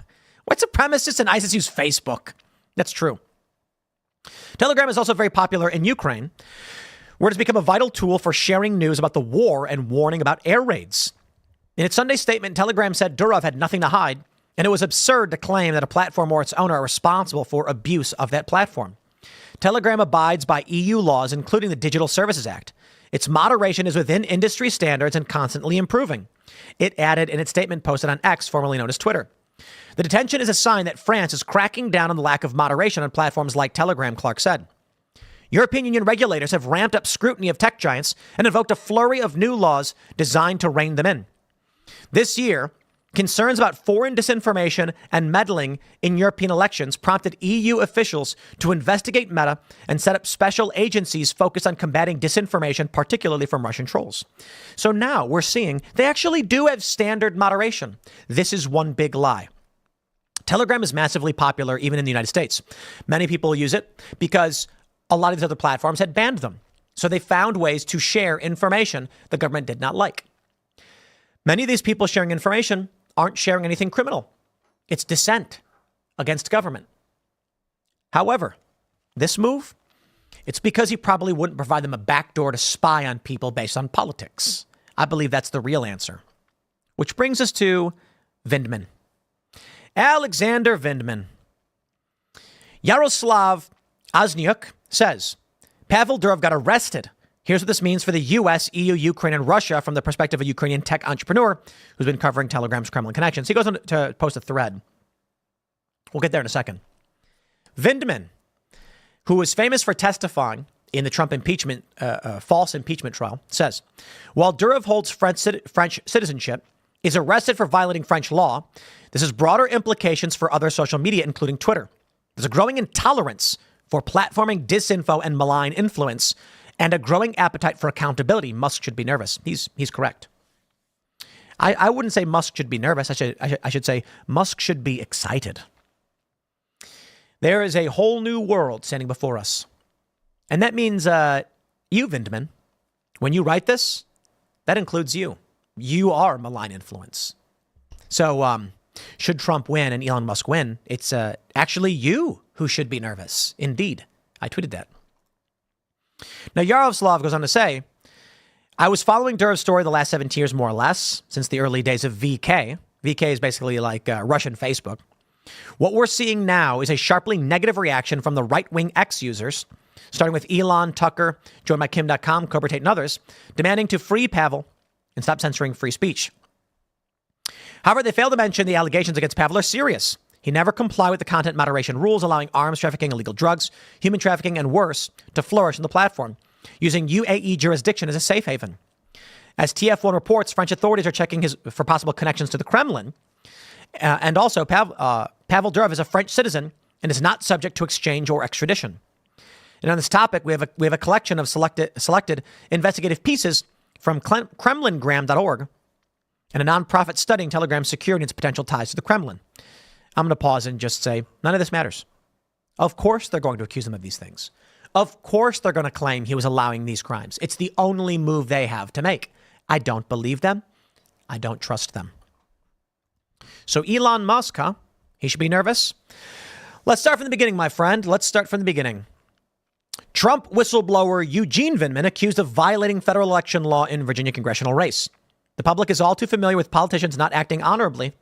We hope the FEC takes his apparent violations by Mr. Vindman seriously. This is Eugene, Alex's brother. They say, the Functional Government Initiative filed a complaint with the Federal Election Commission on Wednesday urging an investigation into Vindman and his political action committee, Vote Vets. The complaint alleged that Vote Vets, a hybrid PAC, made an excessive and impermissible contribution to Vindman's campaign. According to the Washington Free Beacon, Vote Vets is legally permitted to contribute up to $10,000 directly to a candidate. However, it reached this limit in May. The PAC's continued communication support for Vindman's campaign is being classified as an in-kind contribution. Now, this is ancillary, but the Vindman brothers are both responsible for the Donald Trump impeachment. These are corrupt actors. They are deep state actors. They seek to subvert and overthrow these United States. You think I'm kidding or being cute? I'm not. Donald Trump was the president. Donald Trump was the president. And these guys created a circumstance by which Trump was falsely impeached. Eugene Vindman is the Trump whistleblower. Here's the Wikipedia. They say that he came to national attention when his twin brother, Alex Vindman, testified before the U.S. Congress regarding the Trump-Ukraine scandal. Eugene received the report of Trump's phone call from Alex and reported the call to senior White House lawyers. Alex's testimony provided evidence that resulted in a charge of abuse of power in the impeachment of Trump. These two brothers, together, ultimately triggered the Donald Trump false impeachment. Let me give you the gist of that false impeachment. Donald Trump had a phone call with Ukraine. I believe it was Poroshenko. And he said, what's going on with this? No, it might not have been Poroshenko at the time. I can't remember. Who was the president when Biden was there? I thought it was Poroshenko. So Trump says, what's this video I'm seeing? There's a video going around where Joe Biden says, if you don't fire the prosecutor, you're not getting the $1 billion. And they said they were going to look into it. Trump wanted that looked into. Why was Joe Biden threatening to withhold congressionally approved loan guarantees to Ukraine over some prosecutor? He didn't have the authority to do that. He doesn't. They did fire the guy, Victor Shokin. Victor Shokin was state prosecutor. He was investigating Mykola Zlochevsky. Zlochevsky was under investigation and fled the country. Biden says, and then we got in someone who was solid. That's weird. There were Matt Taibbi is reporting, I think it was about a dozen investigations into this guy. Hunter Biden was on the board of Burisma, reached out to the State Department for help. A few days later, I believe it was a few days later, Joe Biden flies out, says, fire the prosecutor or else. You know, the authority, that's a quid pro quo. That's illegal. Nobody cared. Joe Biden bragged about it. Trump said, what was that about? For this, they accused Trump of a quid pro quo because they're criminals.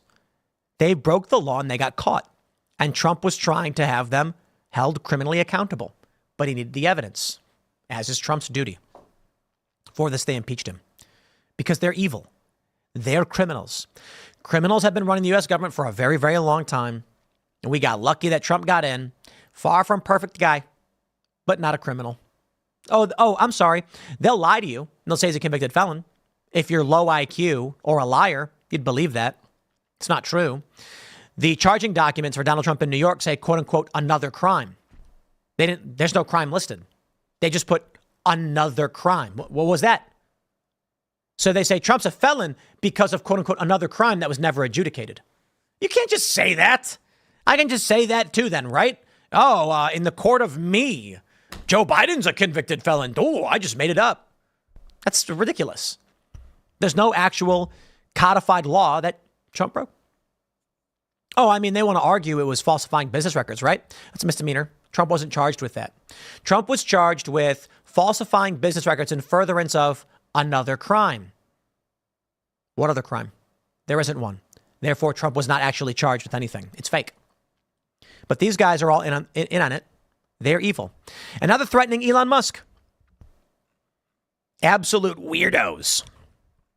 Well, experts in the industry leaders sounded the alarm about the international free speech implications of his arrest. Vindman championed the move, suggesting Elon Musk could be next. Rumble CEO says he safely left Europe after France arrests Telegram CEO over failure to moderate content. Oh, boy. Yeah, Chris Pavlovsky, I would stay out of Europe for the time being. I think there's a strong possibility they will lock you up, too. Rumble CEO Chris Pavlovsky has announced that he has safely departed from Europe following the arrest of Telegram CEO Pavel Durov in France and subsequent threats made against Rumble by French authorities. In a statement, we'll pull up his tweet. He says, I'm a little late to this, but for good reason. I've just safely departed from Europe. France has threatened Rumble, and now they have crossed a red line by arresting Telegram CEO Pavel Durov, reportedly for not censoring speech. Rumble will not stand for this behavior and will use every legal means available to fight for freedom of expression, a universal human right. We are currently fighting in the courts of France, and we hope for Pavel Durov's immediate release. Now that's something else, isn't it? Here we go. From Just the News. New Twitter files raise question of how independent pre-Musk company was from the Biden administration. RFK Jr. pointed this out. You know, he said that a judge ruled, I think something to the effect of one of the most egregious violations of the First Amendment, the Biden administration's actions to censor RFK and to collude with these big tech companies. The latest batch of Twitter files reported by former Senate Finance Committee investigator Paul Thacker from records turned over by Elon Musk, X, show a curious timeline in the first couple months of Democratic President Joe Biden's term.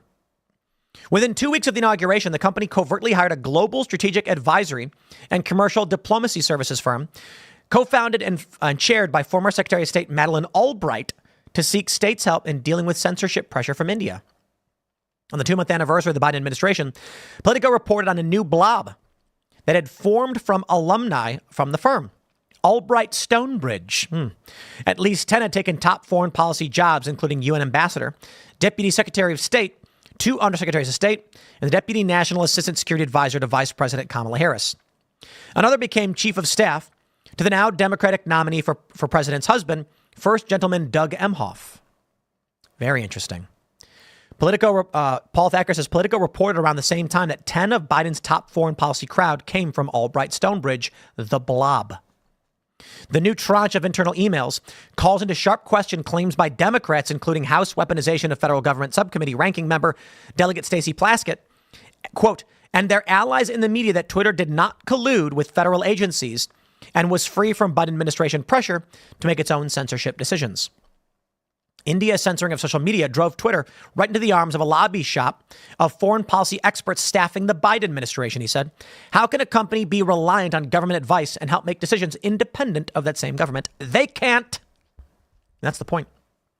The Biden administration was deeply entrenched. It was kind of crazy to see that the Twitter files Elon Musk released. Oh, boy. Vijaya Gadde, a top lawyer who I actually had the conversation with on Rogan's podcast, cried when Elon Musk took over X. They knew what this meant. They couldn't stop him. The charade was up. They didn't expect anybody of the legal or financial means to make this move. They tried to stop him. Many people thought it wasn't going to happen. They tried to sour the deal and spike Twitter's value at the time. Elon Musk ended up buying it. And then, what do we find out? Vijaya was having regular meetings. It was reported. She was having meetings weekly. Or was it monthly? But regular meetings with government agencies. Feds had backdoor access to not just X, Twitter at the time, but Facebook. Remarkable. And do you think that hasn't stopped? I'm sorry, do you think that they've ceased this? Now on X, perhaps. Maybe. I guarantee YouTube allows it. I guarantee YouTube allows the deep state to walk right in and do whatever they want. That's why when you would mention a certain CIA agent's name on YouTube, they would delete your video. That's remarkable. And Facebook would too, without warning or notification. I made some funny posts where I said a particular individual. I used a name and said so-and-so. And I got to be careful. You say the name, they might remove it. Although his name has been said several times since then. Voldemort, we'll call him. I said, this guy, his name, is a 50-year-old dentist from Dubuque, Iowa, who has 3 kids and lives a quiet life. That's it. Post was deleted. Without warning, without notification, without telling me I broke any rules. Just gone. That's weird. I wasn't talking about no CIA agent. I was talking about dentist from Dubuque. Nope, you could not say the name at all. Any mention of the name was purged from the internet. I made a YouTube video. Gone. The funny thing is, the video still appeared like normal on my end. So I get a message from someone saying, why'd you pull down your story on Real Clear Investigations, the CIA whistleblower? And I said, well, I didn't. They say it's been removed. I went and looked on YouTube. Still there. Still there. Remarkable. They must have gone in the back end and removed it. Andre Tukulescu in the chat wants me to say the name. Should I? They could take the whole show down and delete it from existence. Why don't you guys just Google search it? You'll find the story on Real Clear Investigations. I'm sure it pops up now. Let's see if we can pull it up. I'm typing it in. I'm not gonna play it. Yeah, pops right up. Tons of news stories. He can't escape it now. Wow. Yeah, his name's all over the news now.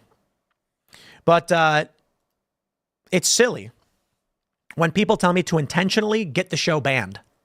Why would I do that? I can tell you about the problem right now. And with but 10 seconds, you can search this and find it out. Why risk removing that availability to hundreds of thousands of people? To make some kind of point that no one will hear? This is the challenge with censorship, my friends. And it's not Seth Rich. The challenge with censorship is that there are people who want you to stand up and scream and just get removed. But that's not strategic. That's not winning control of a battlefield. You have to recognize that maybe you have the greatest cavalry in all the land. And you're like, we should utilize this force. And then they're like, yeah, but they've set up traps that specifically will stop the cavalry, so we can't use them. No, use them anyway. Let everyone see. Why? You'll just lose. That's the unfortunate reality. There are a lot of people who are very proud, very proud. And they think that you should just sacrifice everything. No one will hear it and then cease to exist. I don't think that quite makes sense, does it? No. So, you guys can say whatever you want. But I don't know. I don't know. The censorship is real. Elon Musk may travel to Europe. And if he does, they may try to arrest him. No joke. Because he's been defying these countries and these governments. Axe had to flee Brazil. Yeah. So we'll see. Andre says, you can say the name now. They removed the trigger. Don't know if that's true. The guy's name's all over the news. Maybe. But what's the point? Honestly, give me the mathematical equation. Give me the mathematical equation. Take a risk at having this show pulled, and no one will ever hear that this happened. No one will know.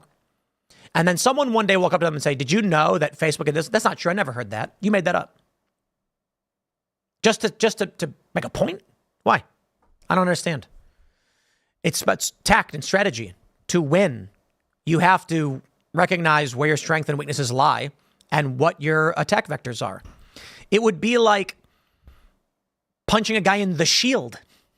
Why would you do that? You know what I mean? Like, if two great warriors on the battlefield and the one guy's intentionally aiming for the shield, why would you do that? You try to win. Got to win. I'm going to wrap it up there, though, my friends. Next segment will be coming up at 4 p.m. on this channel. Smash that like button, subscribe to this channel, share the show with your friends. If you like it, share this video everywhere. You can follow me on X and Instagram at Timcast. Thanks for hanging out, and we'll see you all at 4. And the next up, oh boy, I'm so excited for this one, the Foo Fighters story. This is big because Foo Fighters is falsely claiming Trump didn't have their permission to use the song. He indeed did. They're liars. How scummy. Scummy, scummy, scummy. Foo Fighters. We're going to break it down. The Trump campaign did have permission to play the song, and Foo Fighters is just playing politics for money, and how pathetic. We'll talk about this. But first, we're going to grab some super chats from you guys. Curly Cat says, if Telegram goes down, we'll need to find a new app to contain the furries. I know people who have made an entire career just making art exclusively for Telegram sticker packs. Ugh. Telegram is leagues ahead of Discord anyway. There was this viral post that went around on X. I think it was like a 4chan screenshot, where a guy says that he drew comics, and then someone commissioned him to make furry porn or something. And he was like, he couldn't turn down the money. So he accepted it. Now he hates himself and he's like miserable or something like that. That was a long time ago. Yeah. Eric Mencia says, I've been watching Tim for many years. I'm definitely not the squeaky wheel, but feel watching him in every vid has made me a more informed American. Mainstream media is absolute entertainment trash. It's meant to control the narrative so they could win political power. Me, I don't want power. Like, I'll tell you, you guys become members at timcast.com, and those memberships do primarily two things. The first is it makes Timcast IRL possible. Booking, gas, all of that's really expensive. And then we also invest in cultural endeavors.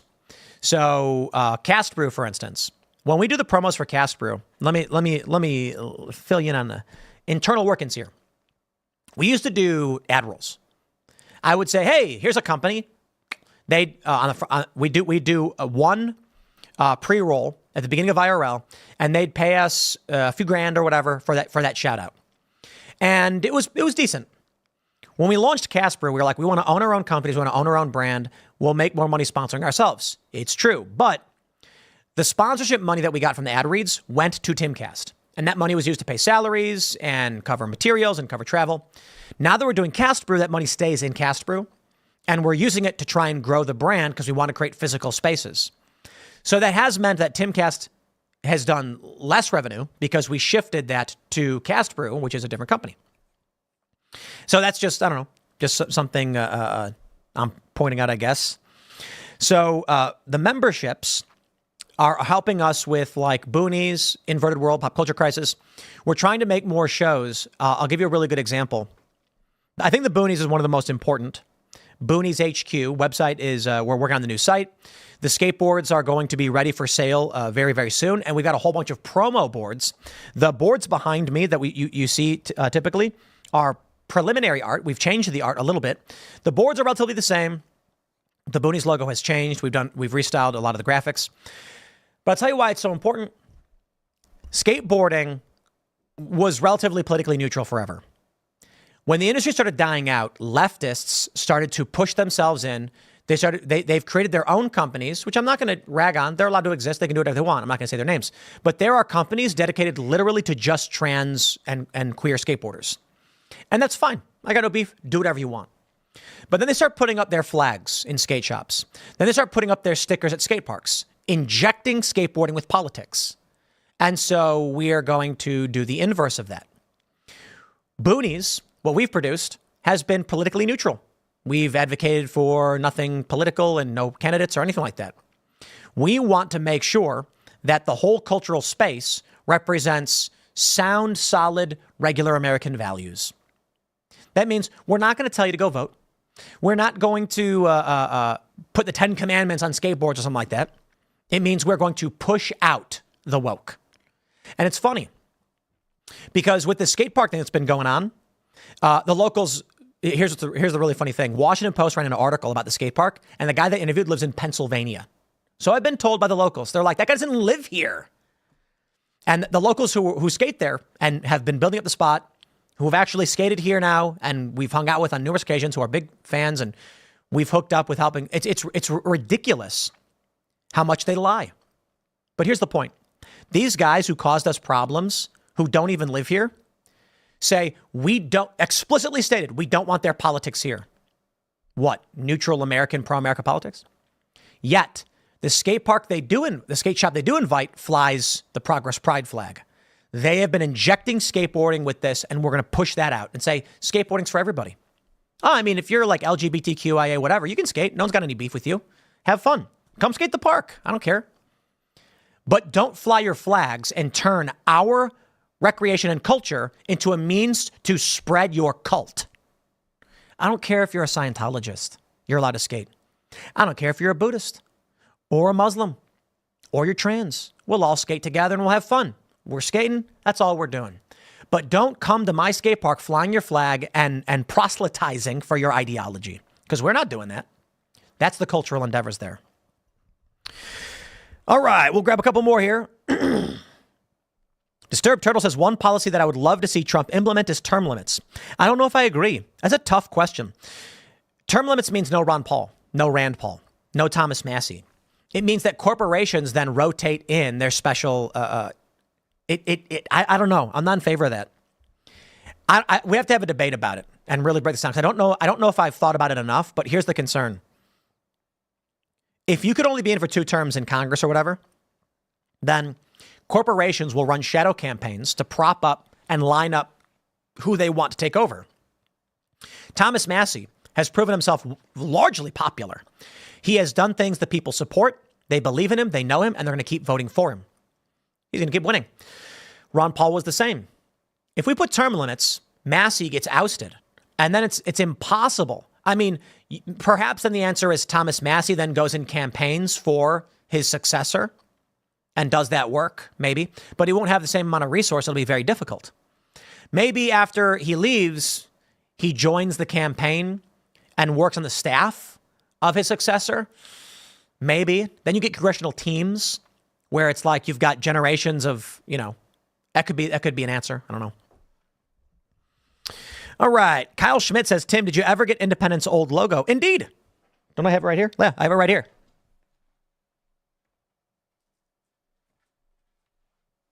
There you go. So it's now been several years where this is the Timcast Skate Co. logo. And they've said nothing to me. I've received no word. And so, I mean, at a certain point, they've abandoned the logo. For those that aren't familiar, talk about our cultural endeavors here. This is a Timcast Skate Company skateboard. Look at that. Timcast Skate Co. And that symbol right there is from Independent And it was one of the most iconic logos in the industry until they abandoned the logo and removed it and said they don't want to be associated with it anymore. So I said, 2 years ago now, it is our logo. You've abandoned it. That logo is now the Timcast Skate Company logo. And we've actually produced boards and we've sold them because they abandoned the logo. So actually, no, we didn't sell any. We gave some away. We bought the boards, but I don't think I can say that we actually sold any. And it's just like, I made the graphic in 2 seconds. I AI generated a forest, slapped it on the back of the board, and then ordered them. But they've said nothing. And I've repeatedly stated this, okay? I don't think I have any obligation to inform a company that's abandoned their logo, called it racist, and said they don't have anything to do with it. I think this show is notice enough to the masses, and, it's our logo now. I would love it if independent truck, they removed the logo from other trucks as well. Why don't they send me a message and assert their claim over this, which they have not done? I would honor and respect it if they tried. You'll have a conversation with the lawyers and see if it's appropriate. But that means they want to assert it is their logo. Okay, do it. Do it, Indy. Man, I love Indy trucks. I always use them. And I ordered some. No logo on it anymore. It used to have that symbol. There are people with tattoos of that. Independent skateboards, one of the most iconic. Indies are the best trucks. They really, really are. There's no question. Some people like other trucks, but no. For those that don't know, the trucks are the part on the bottom of the board, the metal part that holds the wheels. Independent makes the best ones. It's too bad. It's too bad. Anyway, let's jump to this story, my friends. Here we go.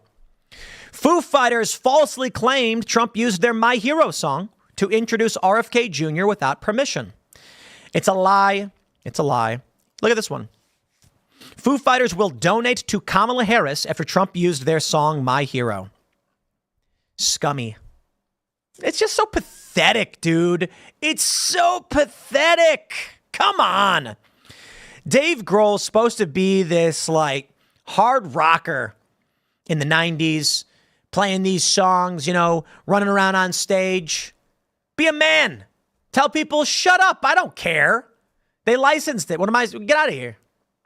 Instead, he's crying, oh no, Trump used my song from a licensing agency.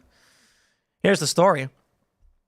The epic moment when President Donald Trump introduced R.F. Kennedy Jr. to his supporters in Phoenix was marked by the Foo Fighters' iconic track, My Hero. Some speculate it's about Kurt Cobain, although I think he said it's not. I'm not sure.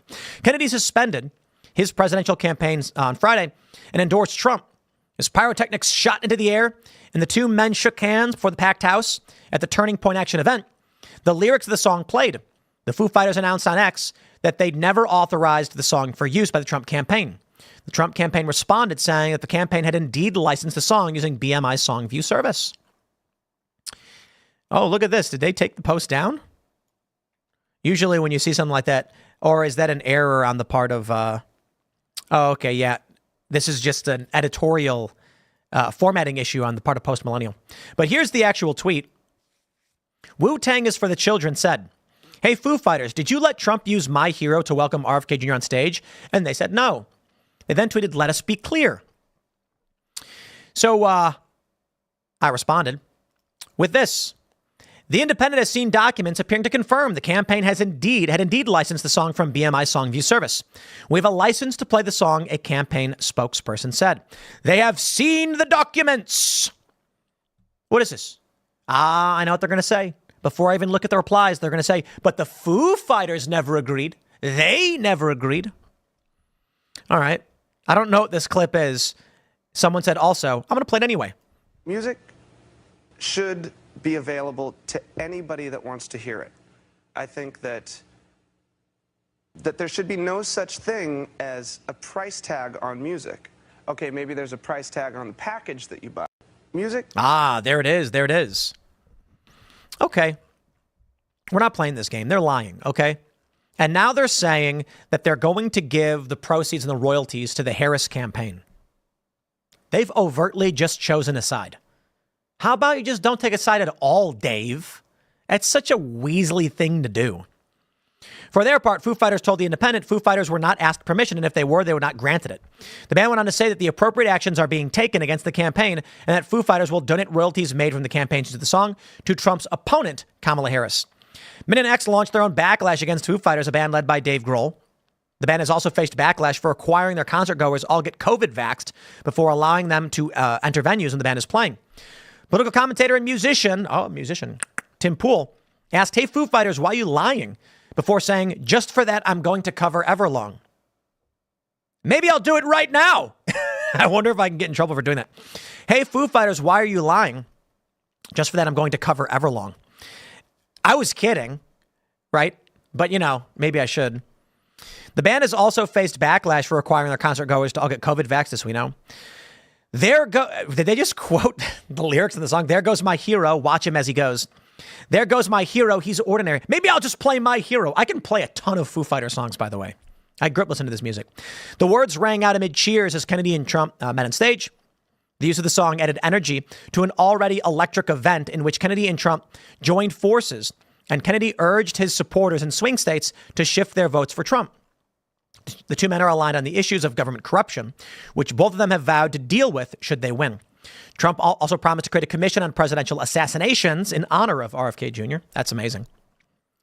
Nicole Shanahan said she is the ultimate puppet of an organization that has, I believe, since President Obama, not actually run real people. I like Nicole Shanahan. I was very critical of her because it felt like she only joined the RFK Jr. campaign to put her money in it. And I believe her money comes from, she married, was it Sergey Brin or Google guy, and then divorced him.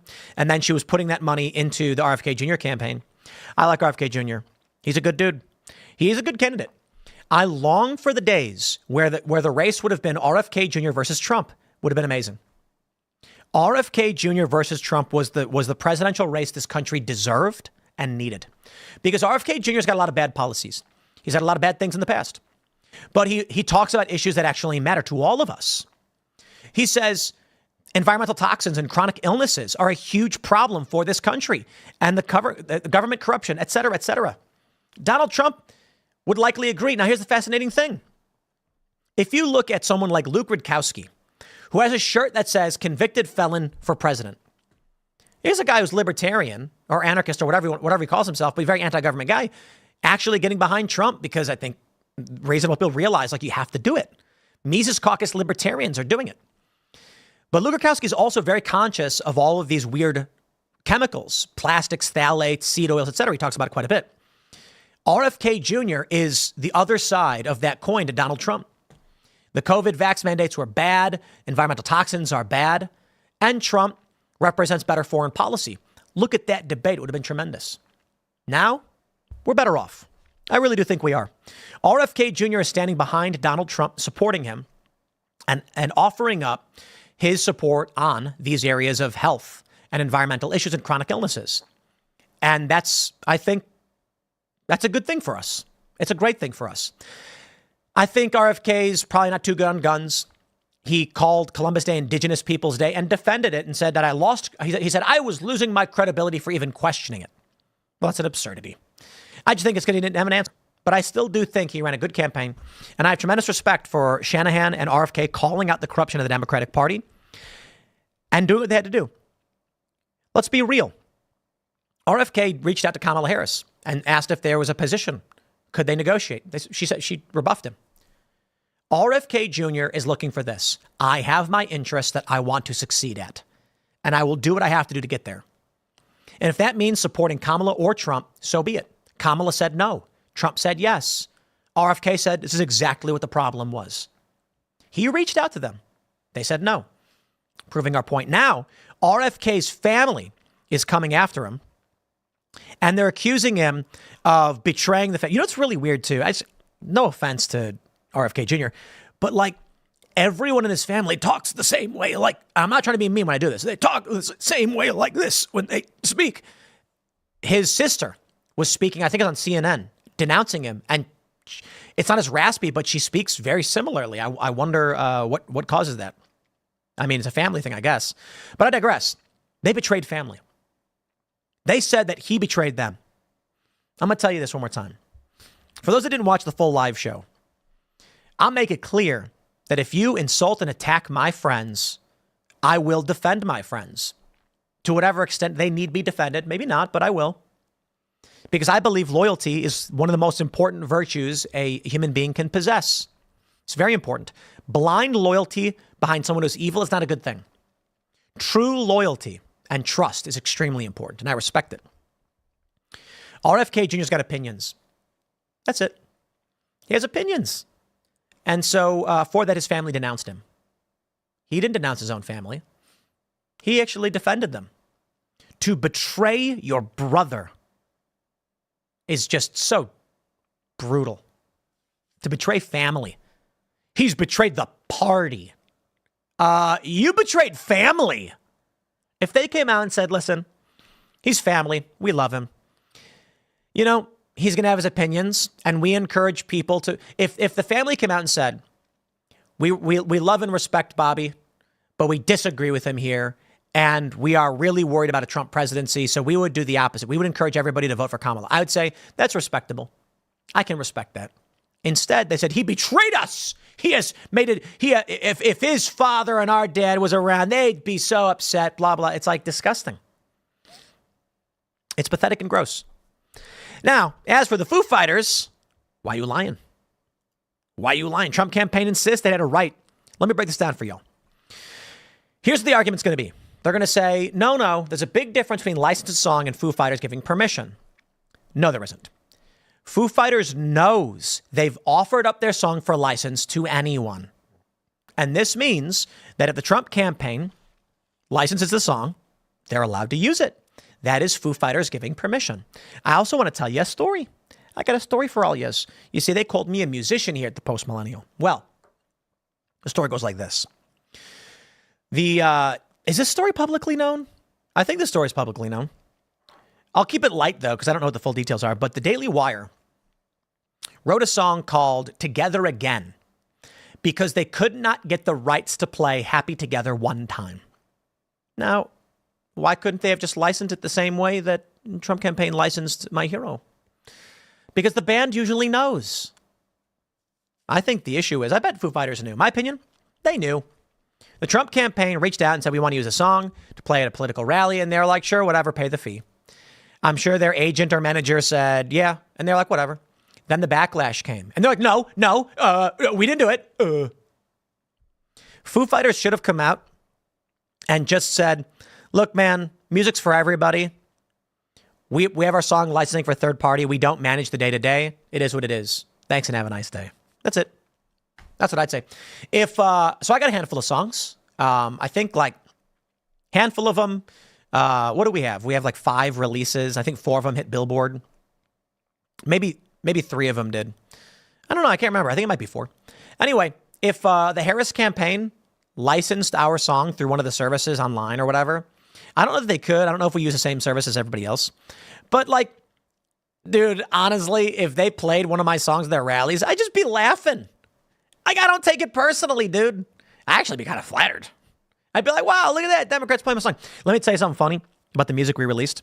So we put out a song in 2020, November 3rd, I think it was, called Will of the People. It's an animated video, which I recommend you watch. Google search Timcast Will of the People song and watch the music video. It's animated. It's our best organically performing video. Had I known how to actually properly release a song, it probably would have hit the Hot 100. No joke. I mean, it was massive. The other song, we put out other songs that were bigger, but this one had an organic push and we did no marketing for it. We're just like, wow, it's doing really well. And then later on, I did some marketing for it. But this song is, it's funny because Hassan Piker ended up doing a review of it like a year or 2 later. And he was like, oh man, this Tim Pool song, oh geez, so bad, or whatever he was saying. And his audience were responding saying, holy crap, I didn't realize this was Tim Pool. I actually like this song. Yeah. See, that's the thing. They liked the song when they didn't know it was from me because we did an ad run for it. And so people got to hear it. And they were like, I thought it was like a song critical of government. It is. And they didn't realize that I had written it. And so once they found out it was me, now they were complaining. That's what they do. The leftists just say, oh, Tim Pool, your music's bad. I'm like, I don't know, dude. I don't know. We charted on a Billboard. That's like 60% of our songs have charted on various You look at your favorite bands, they never make it there. We put out a song and it just goes. It gets millions of views. Together Again, I think was our biggest. It got like millions. But that was because the Daily Wire was helping promote it because we covered the Daily Wire song. Anyway, long story short, my point with this is Foo Fighters either know they allow campaigns to license their music for rallies, political rallies. It's in the stipulations and everything they agreed to. They know it happens. They know it's possible. I think they probably knew this. I don't see a scenario where their manager or BMI didn't hit up their rep and be like, just so you guys know, the Trump campaign's licensed My Hero. It could be the Trump campaign licensed a catalog. And BMI said, you're good to play all of these songs. And they chose My Hero. And then Foo Fighters was like, we never agreed to that. But they did when they said their music is available for licensing for any and all reasons. Or there's probably limitations, but there you go. So to now act all flabbergasted and surprised and take a political stance on this one is scumbaggery. I'm going to wrap it up there. Next segment's coming up tonight at 6 p.m. 6 p.m. On YouTube, on this channel. Smash the like button, subscribe to this channel, share the show with your friends. You can follow me on X at Timcast. Next up, we got this. This one's too good to pass up. This is a massively viral video. Jon Stewart, for all my criticisms of the man, I got to give him credit for this one, annihilating the Democrats for their hypocrisy. And then maybe I'll go grab my guitar and I'll play Everlong as promised on the live show. Thanks for hanging out. We'll see you all at 6 p.m. Let's grab a couple super chats. We're probably going to go a few minutes over. Let me grab a drink here. Today, the drink is Blueberry Peach Numa. Delicious. What is that? Certified B Corporation? What does that mean? Organic.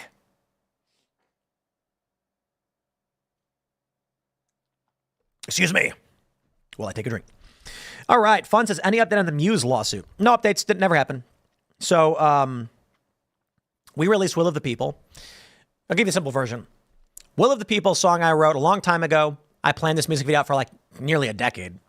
And no, it's probably like the music video plan was probably like 4 or 5 years in the making. I wrote the song. I had the story in my head, and then eventually got around to recording it. Found some animators and made it. The color scheme is it shifts from red to blue. And the opening, it's a yellow sky. People are throwing ropes over a statue. They pull the statue down. And the song, the verse or the chorus is, this is the will of the people. Muse published on my birthday. This is hilarious. Not kidding. On my birthday. A snippet for their new song, Will of the People, which I think is a bad song. Same color scheme. Same. It's guys in hoodies throwing ropes over gigantic statues and pulling them down with a yellow sky. And I was just like, yeah, it's really weird. Not only that, their commercial was like a live action remake shot for shot of our commercial for the song. We did a commercial ad. We aired it. We aired one in Times Square and we aired one on YouTube. And they basically made the exact same thing and posted it on my birthday. And I was like, wow. So Muse fans naturally were like, who cares? You don't own the concept of will of the people, blah, blah, blah. That's so stupid. As numerous lawyers that we had worked with pointed out, taking a body of work and copying it is literal infringement.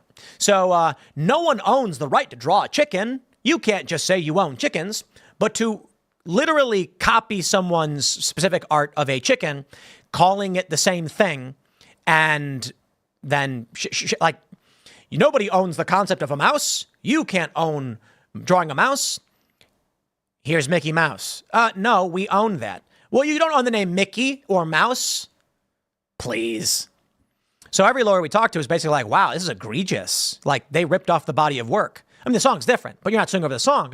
You're suing over the branding because they basically, actually, let's see if we can do this. And Google search it. Yeah, here you go. When you search Will of the People now, it used to be Timcast Will of the People. But I can't compete with Muse. Not at all. And people didn't like it either. That's really funny. Look at Will of the People singer. Will of the People production. That's the skate park, by the way.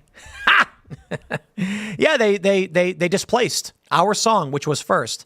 I wonder if Look at that. We got completely displaced by everything. All of the cover videos. Look at that. They completely displaced us in search. You can't search for our song anymore. People saying it's not good. Man, that's such... Will the People Timcast, and there you go. Will the People original song, and there it is. They displaced us from search. That's how it works. That's what they do. So, anyway, long story short, nah. No lawsuit. Just we had a conversation with the lawyers and like, what do you want to win? And I'm like, I don't know. We put out our song. It is what it is. And this will forever go down as access is a component of copyright lawsuits. The lead singer has appeared on Alex Jones before. They're well versed on all of these subject matters. Very likely they'd access to the song because they're in this space as well, though they pretend not to be sometimes. So some have said maybe it was just like homage. Some have said maybe somebody watched your video. Oh, come on. Matt Bellamy, the singer, is singing Will of the People.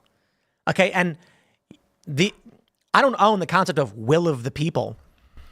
But for me to write a song with an orange sky and people in hoodies throwing a rope over a statue, pulling it down while singing a song about the will of the people, all of those together from a body of work.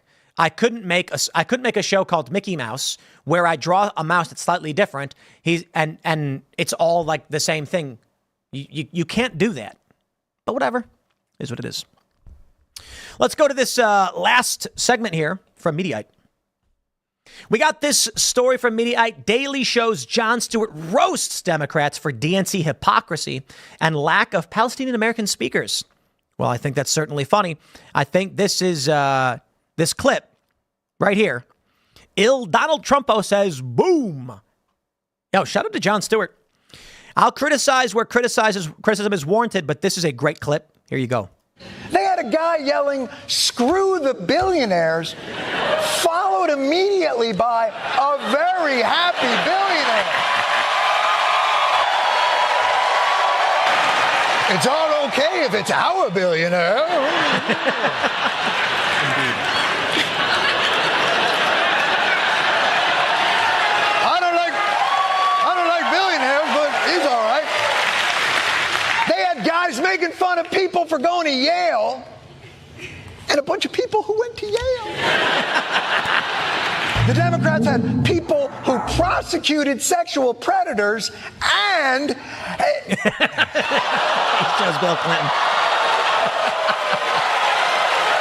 Yo, bravo. That was a good one.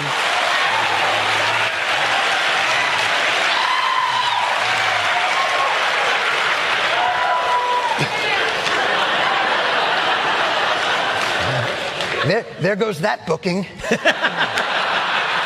Bravo, man. Shout out to Jon Stewart. John, you do this. This is why we like you. And I got no problem with you criticizing Donald Trump or Republicans. In fact, I expect it. I encourage it. Please do more. But it's got to be real. You know, we've ragged on John before because when he does these criticisms of the Republicans, it's like based on fake news, fake middle of the road garbage. Listen, he just criticized Democrats. Straight up, he said they criticized billionaires and then had a billionaire up there. They did, literally. That's factually what happened. And you can be critical of that. He says, you've got a guy ragging on someone for going to Yale, and then people who went to Yale. Yes, hypocrisy. Then the Bill Clinton thing. That was good. But the problem is, you got to do your research. The news about Trump is largely fake. They got nothing to say about him. Why don't you make fun of the RNC for Hulk Hogan ripping his shirt off and say something like, it's hard to criticize, isn't it? The RNC is hard to criticize. I mean, like you can call it boring or silly or over the top, but not in the same way Democrats are hypocritical liars. So when we see this, we laugh. Donald Trump. Let me throw some criticism. The ones I often give: commando raid in Yemen, 59 Tomahawk missiles into Syria. The guy who claims to be the anti-war candidate nearly sparked an entirely new war. Oh, wait, we were already at war with Syria. That was Obama's fault. So there were no new wars under Trump, just the continuance of many others. But then the problem is Trump actually set a timeline for ending them and bringing our troops back, right? You're like, well, you know, by all means, you can not like what Trump does, but that's all you can really do. You can say, I don't like the border wall. You can say, I don't like his border security plans. I don't like his deportation plans. That's fine. But then you're talking about a real argument. There's something really humorous there. Trump does what he says he's going to do, or at least tries to. I mean, you can talk about, here's the funny thing. Even with Operation Warp Speed, when Democrats are ragging on, when Republicans are ragging on him, Trump stands by it to this day. And a lot of people, a lot of libertarians are like, I will not support him because he stands by this. Okay, then vote Kamala, I guess, or don't vote, whatever. I don't know. Donald Trump says, we got warp speed, we got the vaccine out. His crowd booed him. And he goes, well, I'm proud of it. I never forced you to take it. That was Democrats. I respect that. Like, you can be critical of it, but it's not funny. You know what I mean? You're like, well, I disagree with Trump. Okay. It's funny when Democrats are complete hypocrites. But my friends, they're also a cult. Here we go. Daily Beast says, Billy Baldwin said he'd known RFK Jr. for decades, was inspired by his speeches, and even had their kids carpool together. That's all changed now. What? Why? What? Is that the most insane thing ever? Dude, I know people who are voting Democrat. I have a good friend I've known for about 20 years who is a liberal, pride flag wearing, and we're still friends. And I don't know why I wouldn't be friends with them. We'll argue if it comes up, but, and I'm not going to if we're hanging out and this thing comes up, we absolutely get into it. And I'm like, dude, I do this for a living. You're not going to, sorry, it's just, you're not going to say a thing. But we're friends. And it's crazy to me. So you mean to tell me, Billy, you'd been friends to the point where your kids carpooled together and now you won't be friends with him because he supports Trump? You are a deranged cultist. But okay, sure, whatever. Here's another one. Oh, not that one. I don't have the other one pulled up. The other one I had is the Daily Beast. Let me pull it up. I thought I had it pulled up. I didn't. It's the Daily Beast talking about RFK Jr.'s family. And this one I found, very offensive because his own family betrays him. I think it's an important one to pull up. So let me scroll down because on my X feed, it's there. And I very much insult the Democrats here. Here we go. Kerry Kennedy says, statement on Robert F. Kennedy Jr.'s announcement. We want an America filled with hope and bound together by a shared vision of a brighter future. A future defined by individual freedom, economic promise, and national pride. We believe in Harrison Waltz. Our brother Bobby's decision to endorse Trump today is a betrayal of those values that our father and our family hold most dear. It is a sad ending to a sad story. Kathleen Kennedy Townsend, Courtney Kennedy, Kerry Kennedy, Chris Kennedy, Rory Kennedy. She said, I am sharing a personal statement that my family and I have made in response to my brother's announcement. I want you to notice. They don't say in this, we love our brother, but we disagree with him politically. We encourage everyone to support Harrison Waltz. We look forward to seeing Bobby on Thanksgiving. I'd respect that. I'd be like, that's a nice message. No, that's not what they said. My response. RFK having an opinion is a betrayal of no one. You're saying that stepping outside your party is a betrayal, and it's exactly the point.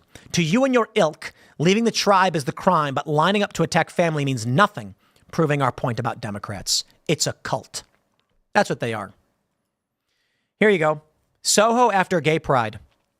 Look at this wasteland. Absolute wasteland. And we see a bunch of it. When these liberal leftist events happen, they're left completely trashed and destroyed. And then Republicans, I remember the Women's March. It was just trash everywhere. Republicans clean everything up as they're going. Now, maybe it's because they recognize they don't want to look bad, but I'll take it. I'll take it. I don't know what else I have lined up here. Oh, a testosterone thing. Let me do it in correct order. Cernovich says if 50% of men aged 18 to 28 voted, Trump would win by such an impossibly large margin that it wouldn't be believed. Much easier to talk of Civil War other issues than say men refuse to vote, proving they are children with Lord of the Rings level fantasy lives. Indeed and agreed. If we've got 18 to 28-year-old men leaning, I think, 52%? Is it? No, it's 62%, isn't it? Yeah. 62 to 61% Republican, or at least not Democratic.